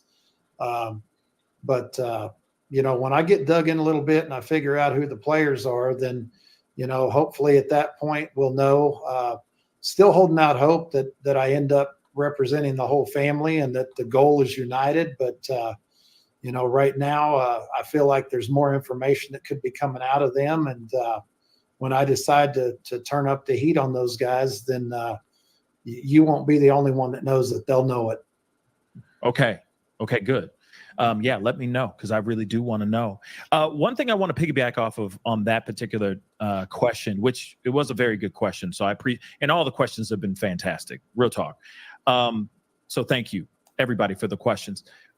Have you guys tried to reach out to other media outlets, other nation like aside from, I know that you guys have been doing News Nation and Court TV and continue pouring them with information and getting on those channels. But what about, CNN, Fox News, et cetera, all those news, national news networks that are out here?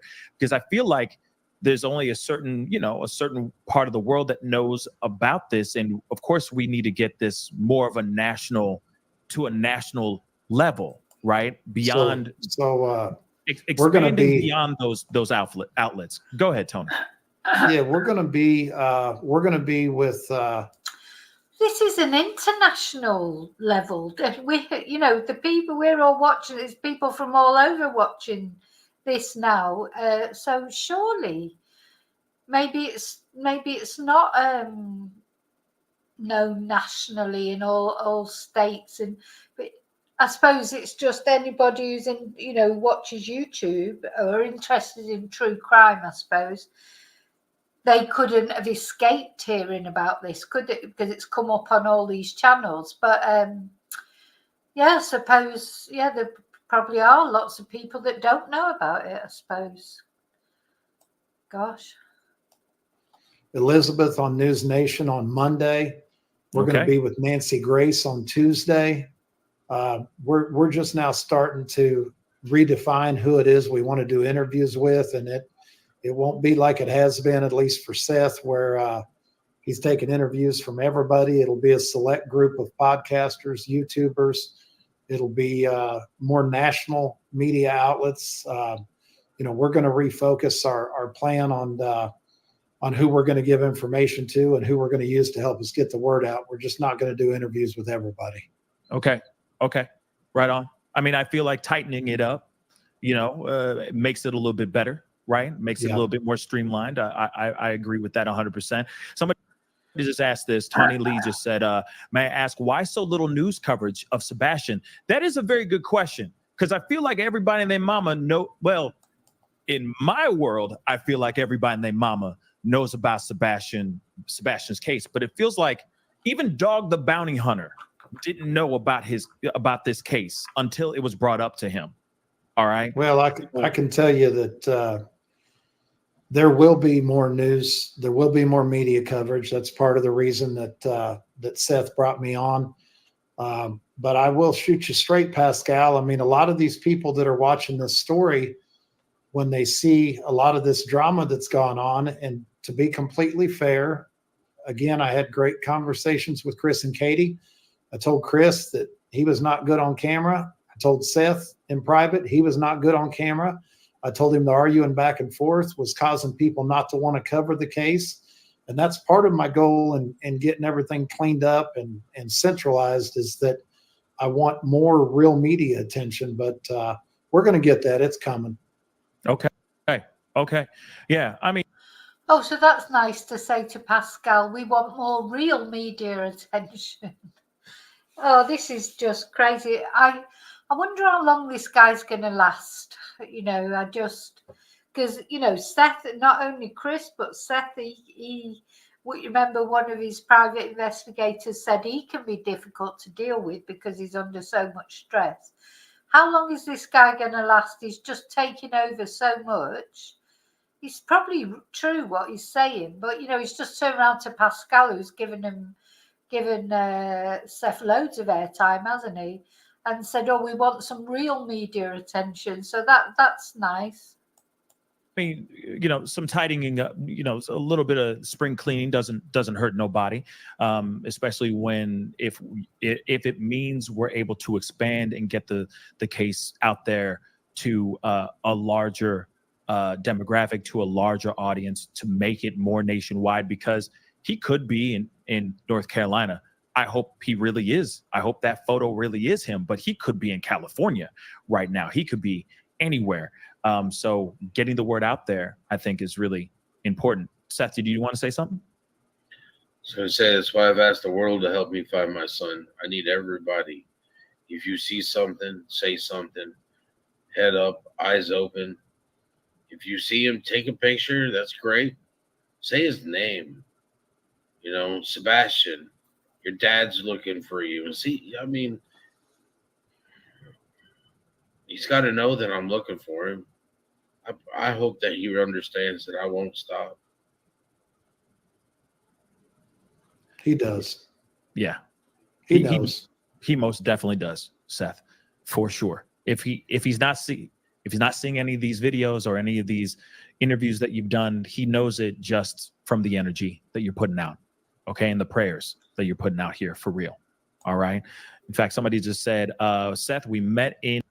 Well, I hope he hasn't been watching the interviews, to be honest, just to hear what Seth's been saying about him. Hendersonville. We were looking for your son. Even though you wouldn't speak with me, I still pray for you and the safe return of Sebastian every day. I continue to use my platforms to get the word out. Thank you, Steph. I do appreciate that. And of course, any opportunity, right? Of course, Flower Power just said, please take care of yourself, Seth. Okay. As your son is going to need you at 100% when he does come home. I absolutely agree. Now, something that, and there's other people that are coming in saying that they're praying for you and all that. And I just got one last question. I appreciate Tired as a Mother. I appreciate you saying that with Seth. We pray for you. Tony, you are amazing. I absolutely agree. Okay. This is two really great people lining up and going for the greater good. Okay. Going for a collected goal, which I'm very excited about. One thing Darlene just said, if this is Sebastian, do you think he's in danger if whoever has him feels like law enforcement is getting too close? Seth, since you were down there and you just came back from North Carolina, what are your thoughts on that? Do you think Sebastian is in danger right now? Can't really tell much from the picture, but I mean, can't really tell much from the picture, but if it's Sebastian, he's alive. He's been fed. He's got clothes on. No doubt. No doubt. It looks like brand new shoes. It looks like brand new shoes too. If he walked out with no shoes on, he's got new shoes. But go ahead, Tony. I'm sorry. No, I mean, and you got a lot of smart people that watch your show, and there's a reason that pieces of this investigation need to be kept close to the chest. That was a phenomenal question, and we've dealt with some things in our other case where people want to know why aren't they talking about this, that, whatever. Look, as long as there's a preservation of life component to a case, you have to keep things close to the chest that could make a potential abductor, kidnapper, whatever, nervous. Because if they get nervous, bad things happen. And the more people that talk about things and the more people that blow it all up over the world, the better the chance is that something bad could happen. So, to your question, in the picture, that child in that picture does not look scared, unhappy, in danger, or anything else. But who knows what happens when that child gets in a car and goes back to wherever it is he's being kept. Nobody knows that. So everybody has to understand the reason law enforcement keeps certain things close to the chest is nobody knows what kind of danger we could be in. Mm-hmm. You got a point, Seth. Do you want to add anything to that? No, you're right. Yeah. I completely agree with you, Tony. Yeah. So here it is. I really appreciate you guys coming on and chopping it up with me and letting me know a little bit more of what's going on. I urge you to continue, of course, with the help of Tony now, because I know it's not going to be Tony all the time. It may be both of you guys together, kind of like this kind of setup from this point on. But I urge you guys to not stop, keep talking, keep saying Sebastian's name, keep showing his face, get back on that court TV and that News Nation, because they've been pushing and putting the name out there as well, putting as much effort as they can in the hope for the safe return of Sebastian. And yeah, I'm excited to see what comes of this. I will say this though too, since I got you guys here, I am hopeful that Seth Chris and Katie can work together in unified front, and hopefully, Tony, you're able to, if that's possible. If not, I'll do anything to help the kid. Tim, I'm hoping that alliance can actually happen and you can represent all three of them. But if it doesn't happen, it's all good. You know what I mean? That doesn't mean anything bad. I just understand it is the way it is right now. Okay. Again, Tony, I appreciate you for being here. Okay. Seth, Of course. thank you so much for being here. I know you're very, very busy. Of course, Seth. Go ahead, Pascal, Tony. doesn't Seth look good in a collared shirt? Yeah, I love it. Looking clean, baby. Oh, really? What I like to see is Pascal at church. Oh, snap. Okay. oh, let's have a big laugh up now at the end. Doesn't Seth look good in a collared shirt? So he's obviously told him to put a collared shirt on. Now he's in charge. This is just mental. Sorry, it's mad. They're all having a little laugh now about everything. Doesn't Seth look good in a collared shirt? You know what? There it is. You know what? You're gonna be getting some photos from me this weekend. Watch. We didn't tell him we were wearing red tonight, did we, Pascal? I know we didn't get the memo or nothing. Okay, this just happened to be, just luck. Okay, great minds think alike. That's all. It's a bald guy thing. Yeah, it is a bald guy thing. Okay, he can't relate. Out here looking like Jason Momoa. You know what I'm saying? So, hey, he's a good-looking man. I'll take that. What? It's like, I am definitely, I'm back in my parallel universe again. This guy is he's like taking over like some media manager or whatever. He's like Max Clifford or someone like that. We all know what happened to Max Clifford. Very odd. This whole thing is odd. It gets odder. Every day it gets odder, weirder. I guess I could be Aquaman instead of, Batman. So there it is. There it is. Or you just be your own version of both. Okay. Let's keep it real. All right. But yeah, Charlie, they'll all be in a red collared shirt. Won't be a jumper, it'd be a collared shirt because Tony's told him he's got to wear collared shirts now in future. Because of course everybody cares if he's wearing a collared shirt when he's there, he's on talking about his lost son, as if we care if he's wearing a collared shirt or not. What's he trying to do? Improve Seth's image? God, it reminds me of the McCanns, and he's like a media man. He's not a private investigator. He's just involving himself in this case. It is horrible. It just gets more and more horrible, doesn't it? Keep kicking ass out here, both of you guys. Real talk. I'm excited to see where this alliance goes, and Godspeed to you both. Real talk. I'm praying for nothing but positivity and fast results here, especially with this sighting. I'm very excited about that. Very hopeful. Thank you, Pastor. Appreciate you, bud. Oh my God, I just hope that is Sebastian and I don't have to look at these people anymore. Especially this, I don't like this new guy. Just don't like it. Like him.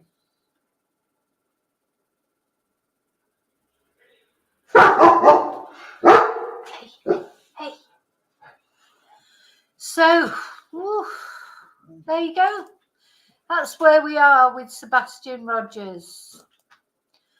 I hope that boy is him. I really hope that's him, and I hope he's just found, brought home,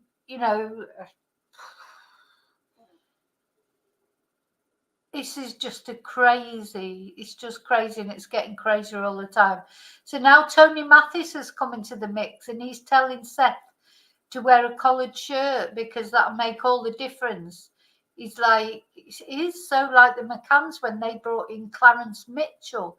They brought in a media man, Clarence Mitchell, who'd been the media spokesperson for the Liberal Democrat Party. He was he was a spokesperson for a political party, and the McCanns employed him.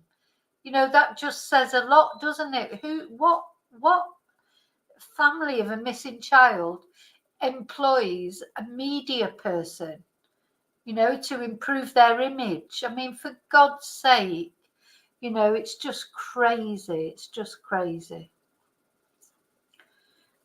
Crazy.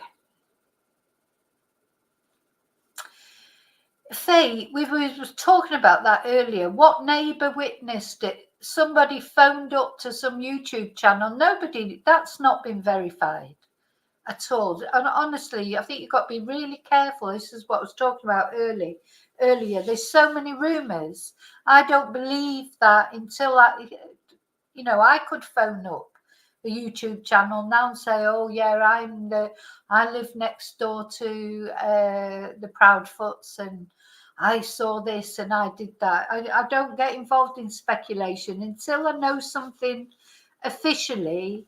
I just won't believe it. I can't take, you know, some of these YouTube channels are just like gossip channels.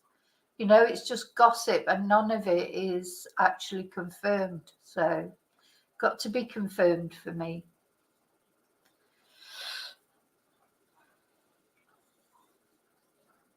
Chris called a YouTube channel last night, DMV.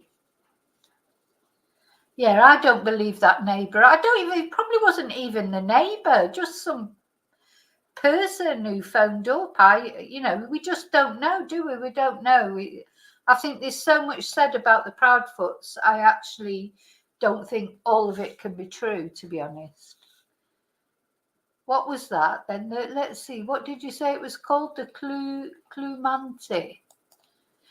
Let's. Oh God, it's just. Is this going to blow my mind even more?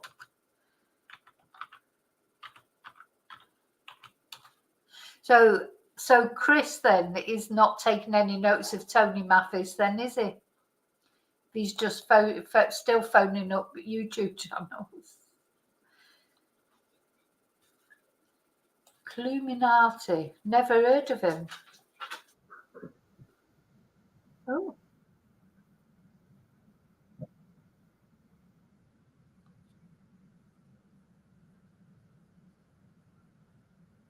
I'm going to subscribe.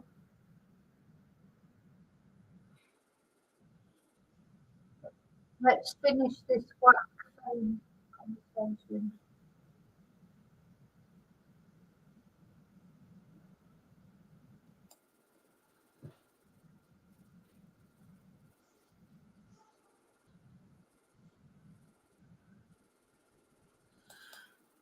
Oh, anyway.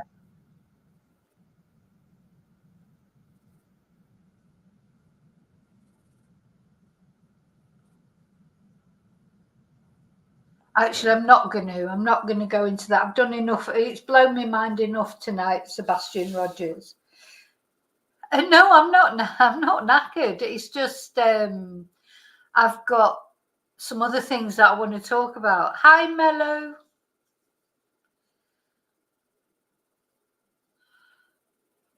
They have a big laugh. Oh, now I want to watch it now.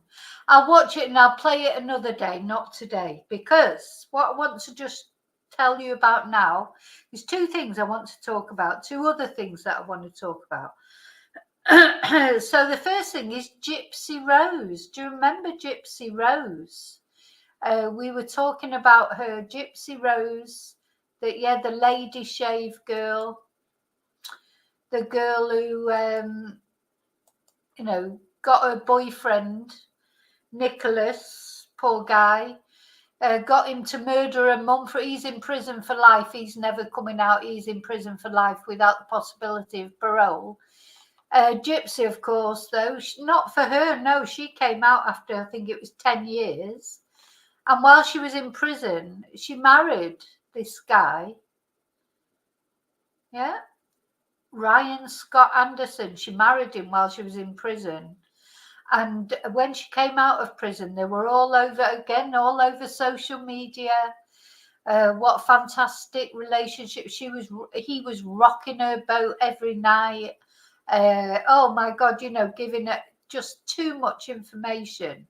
So let's just have a look at the video.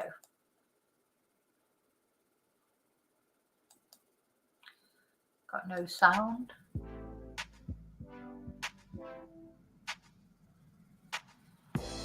Oh God, that photo's making me feel sick.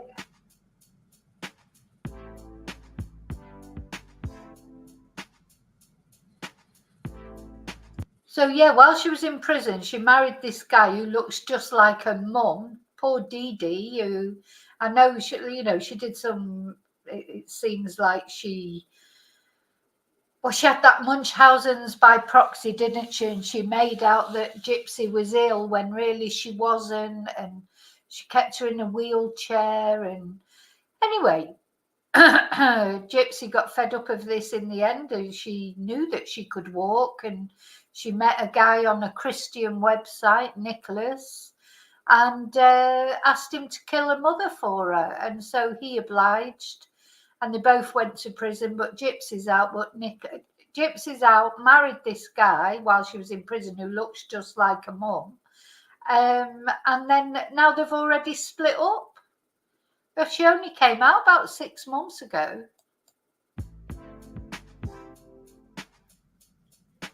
Yeah, and I'm going to read out the Facebook statement that she made, and I'm going to show you a picture of what she looks like now, because she's completely changed her appearance again.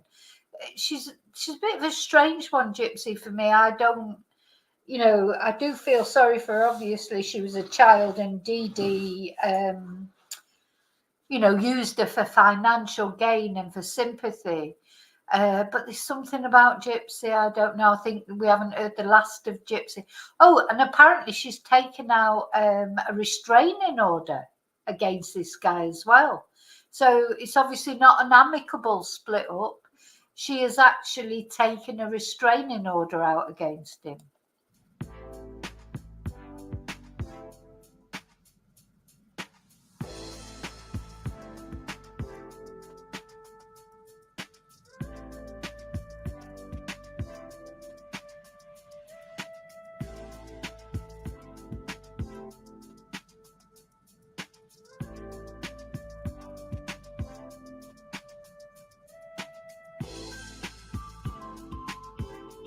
You know, honestly, to me, I can't see the resemblance between him and Dee Dee. I sort of feel sorry for Dee Dee. I mean, I know she did an awful things, but she was ill. She was mentally ill, I think.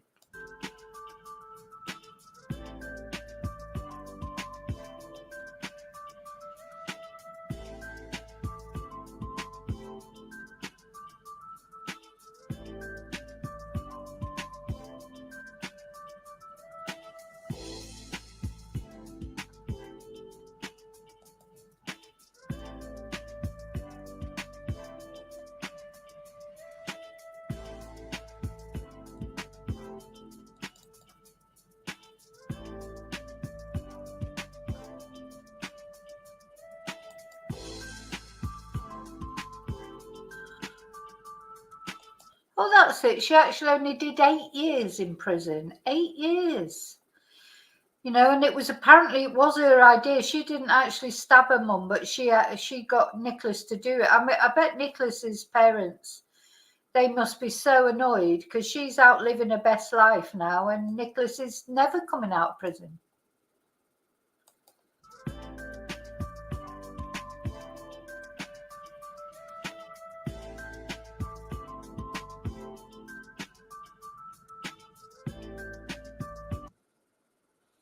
Anyway, so I think that in the end, you know, Gypsy, she had money. She arranged to meet this guy. She sent the guy the money to buy the knife and things.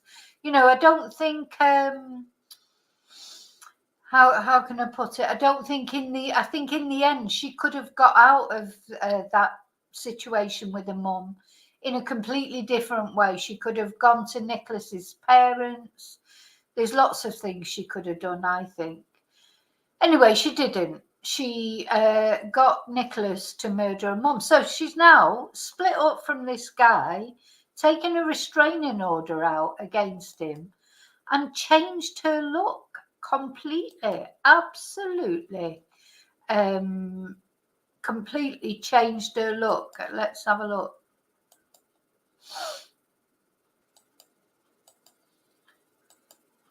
So here you go. This is the new Gypsy.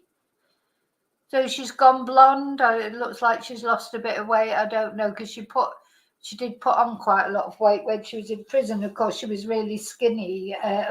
You know, that was one thing that apparently Dee Dee did, was tried to keep her as slim as possible, so that she would look younger, because she didn't even know her true age for ages. I mean, it is awful what happened to her.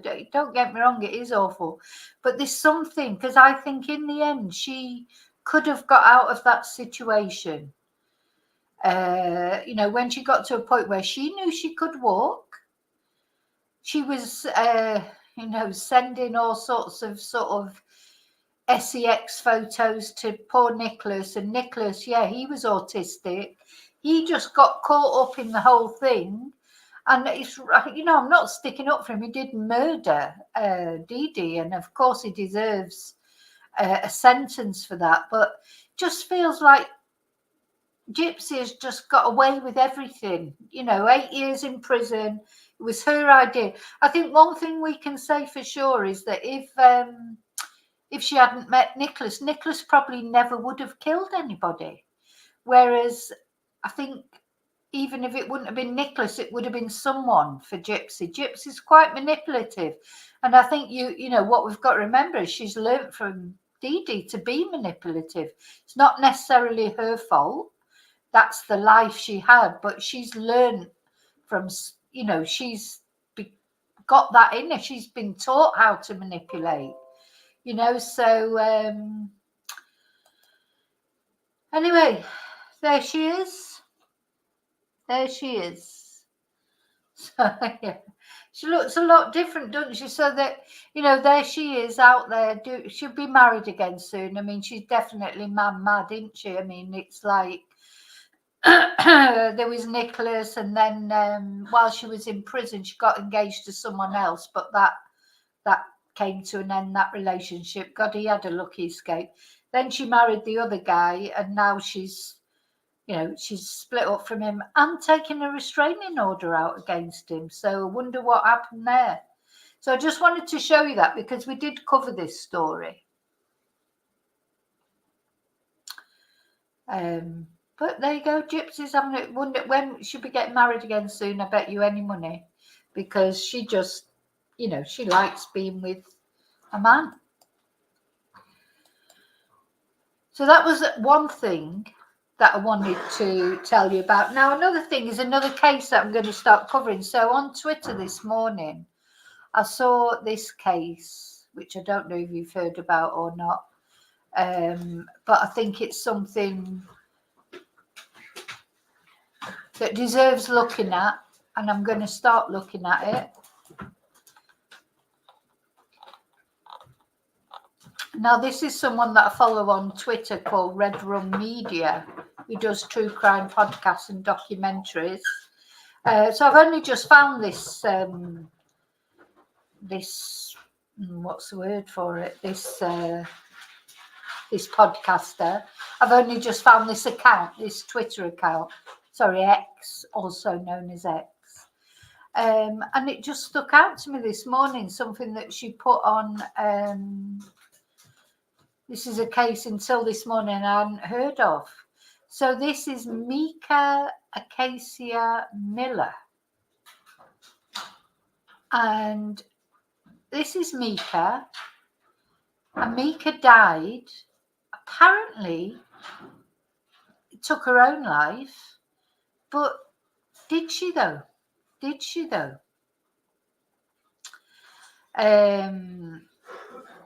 Because her husband, this is her husband, he's a pastor.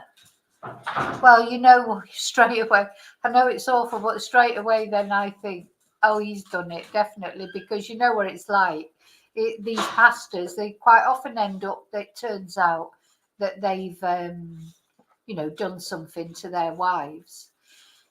Anyway, this is Mica. She was very young, as you can see, and this is her on her own account talking about abuse just before she was found dead. So this is Mica Miller speaking on her abuse just weeks before her untimely death.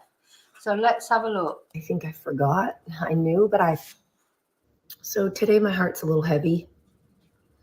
I've had a lot of women that have reached out to me about situations of abuse.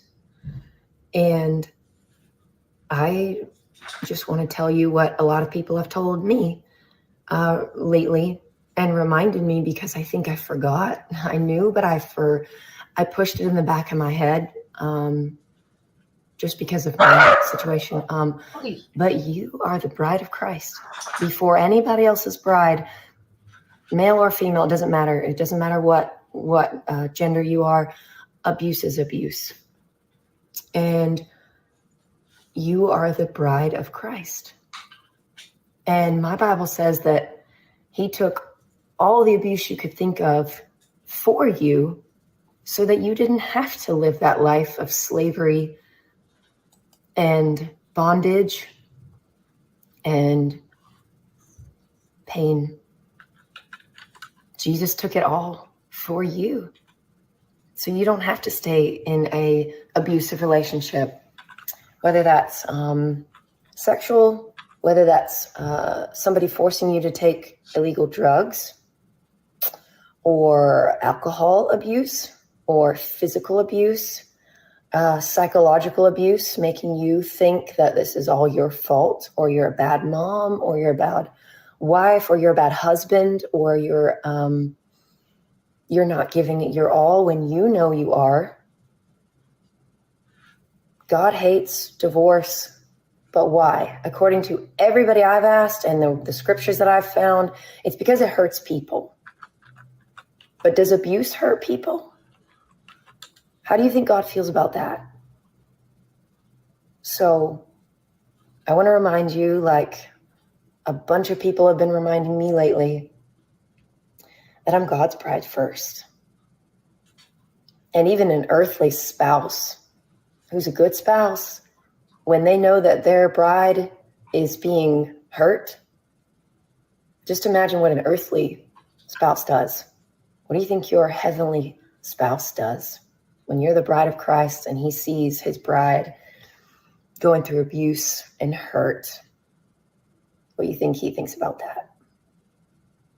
So, encouragement in all this is you are the bride of Christ first before anybody else's. And he's got you. And he sees you. And he loves you. So that is that was her talking. Now we're going to have a look at a video of her husband, Pastor J.P. Miller, who she was divorcing him because of allegedly being abused. This is where he announces to his church that she committed suicide. I'm going to have you stand up, and I'm going to make an announcement. And after the announcement, I'm going to ask that you leave church quietly and don't talk about the announcement here in the building, please, if you can. So y'all can stand to your feet. Let me just go back to the beginning again. I'm going to have you stand up. Just as soon as he opened his mouth, I was thinking, oh my God, look at all these people though in his thrall. What is it with these pastors, that they can affect people in this way? I'm going to ask you all to stand up, and they all stand up. It's like, what is this power that these pastors have over people? And I'm going to make an announcement. And after the announcement, I'm going to ask that you leave church quietly and don't talk about the announcement here in the building, please, if you can. So y'all can stand to your feet. Before I make the announcement, I also want to say that my request to you is that you will continue to come to church and serve and give for the next little bit, because I don't want to have. I'm taking. Yeah, continue to come to church and serve and give. Yeah, give me your money. A little bit of a break, and I don't want to have to worry about the church. My break may be a few days, a few weeks. I don't know. I got a call late last night. My wife has passed away, and it was self-induced, and it was up in North Carolina. And we're gonna have a funeral for her next Sunday here at 3 p.m. Up in North Carolina, that's where Sebastian's supposedly been seen. Crikey. It's the same area, isn't it? And so it's all I can. Yeah, I'm just kind of going on adrenaline right now. So y'all pray for me and my kids and everybody. And she wasn't. Y'all knew that she wasn't well mentally. Oh, you'll pray for my kid, for me, and for my kids and everybody. Now listen to what he's going to say. Now this is the typical gaslighting. She was not mentally okay. Oh no, she wasn't. She couldn't have been if she was with you, to be honest. Mentally, and that she needed her medicine that was hard to get to her. And so I'm sure there'll be more details to come, but just keep our family in your prayers. And I'm going to let Pastor Randall, Bishop, he can pray. I'll give him a microphone, he'll pray out. And if you have anything you want to share as well, I appreciate it. Come on, let's pray. Let's listen to that crap again. I'm going to have you stand up and I'm going to make an announcement. And after the announcement, I'm going to ask that you leave church quietly and don't talk about the announcement here in the building, please, if you can. So y'all can stand to your feet. Before I make the announcement, I also want to say that my request to you is that you will continue to come to church and serve and give for the next little bit, because I don't want to have. I'm taking a little bit of a break, and I don't want to have to worry about the church. My break may be a few days, a few weeks. I don't know. I got a call late last night. My wife has passed away, and it was self-induced, and it was up in North Carolina, and we're gonna have a funeral for her next Sunday here at 3 p.m. And so it's all I can. Yeah, I'm just kind of going on adrenaline right now. So y'all pray for me and my kids and everybody. And she wasn't. Y'all knew that she wasn't well mentally, and that she needed her medicine that was hard to get to her. And so I'm sure there'll be more details to come, but just keep our family in your prayers. And I'm going to let Pastor Randall, Bishop, he can pray. I'll give him a microphone, he'll pray out. And if you have anything you want to share as well, I appreciate it. Come on, let's pray. Let's pray. Let's pray. Hi, Heather. So let's hear what. Let's read this tweet out. Excuse me. So on April the 27th, 2024, beautiful 30-year-old Mica Miller of Myrtle Beach, South Carolina, passed away. The next morning, her pastor husband, J.P. Miller, who she said she was divorcing due to allegedly being abused, announces to his church she committed suicide at the end of a very odd sermon in which he was seen seemingly in good spirits. Her family and friends do not believe that she deleted herself. He also said in a sermon from about a year ago that it's okay to murder someone. He is also alleged to have had a mistress since 2020 or 2021. And she, the mistress, allegedly had a handicapped husband who died in a pool, which was also classed as self-deletion. Around the same time the affair was alleged to have started. So initially he agreed to speak with reporters, but he has now since bailed out on them and told them that he's leaving town. So that's that. What's this? Another video here. The Palace. This is the longest series I've ever. The Palace. This is the longest series I've ever preached, and our memory verse is Psalm 75, verse 7. Put it up there. And so I expect that y'all have this thing because we have more Catholics in this service than we do the second service. So y'all are good at memorizing things, right, Catholics? Right. Okay. Here we go. So we're going to move it off the screen. We say good and strong. Ready. Go. Promotion does not. But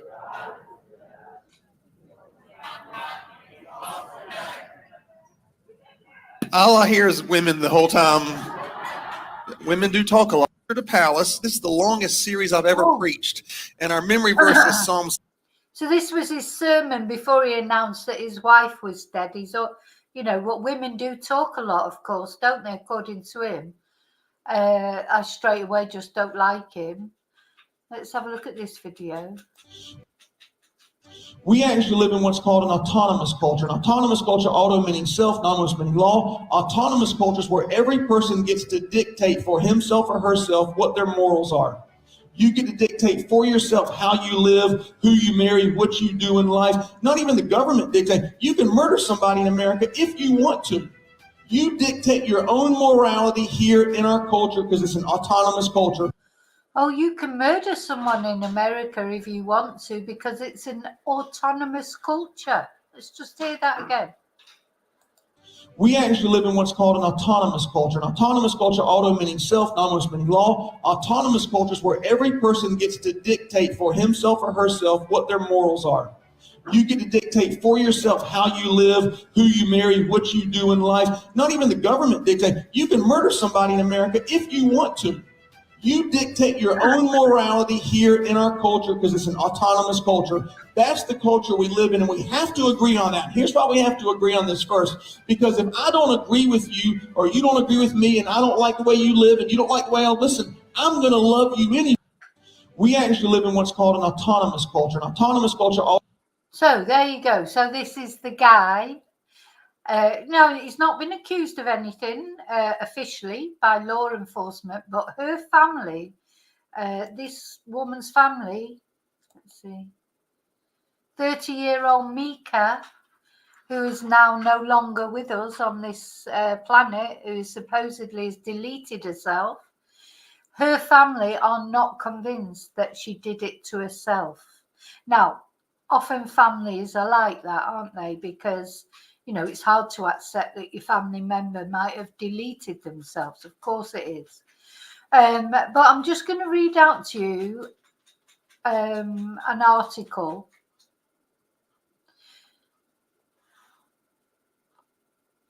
So her family have pleaded with the police to investigate the sudden death.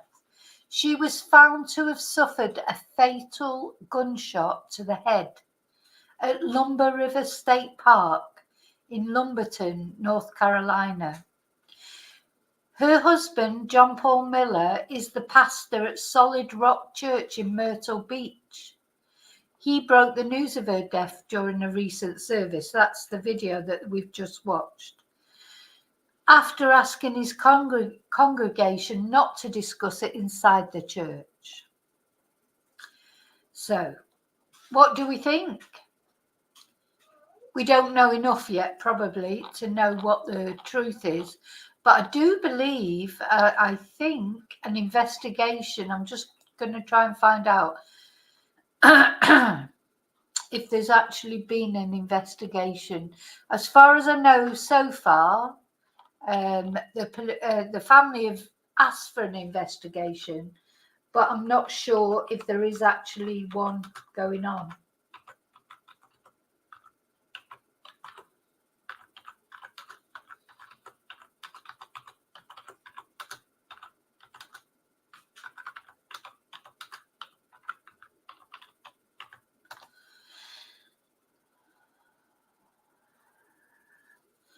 No, as far as I know, maybe not yet. Or maybe, yeah, I don't know. There's more to come out, obviously, about this story. Was it suicide or was I mean, a gunshot to the head? I mean, you know. Anyway, whether the police are going to investigate it or not, I'm not sure. But I'll be keeping an eye on it. And it just caught my attention this morning. And especially because of what he was saying, oh, well, you know, she wasn't very well mentally. That's what men say, isn't it? Because she wanted to divorce him because of his abuse. And he's supposed to be a pastor. But she wanted to divorce him because of his abuse.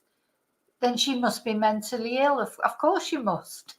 Because why else would you want to divorce him? You know, it's crazy, isn't it? So anyway, we'll find out more about it. I'm going to look into it. So I just wanted to tell you about it. Another case to keep an eye on, alongside all the other cases that we're waiting for news on.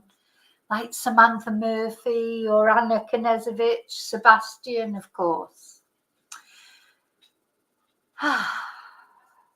Exactly, Gillian. Classic thing that an abuser would say. Oh, so Gillian, you were born into the Jehovah's Witness cult. Yeah, I completely agree. I don't like religion. I mean, any of you saw the video that I put out this morning about the family annihilator? They were Mormons, you know, and oh, here's Riley. Here's Riley. Hello, Riley. He's come to give you the benefit of his good looks, haven't you? Look, you're going to look at the camera. Look at the camera. Look at the camera. Riley, you like to get yourself on the camera, don't you?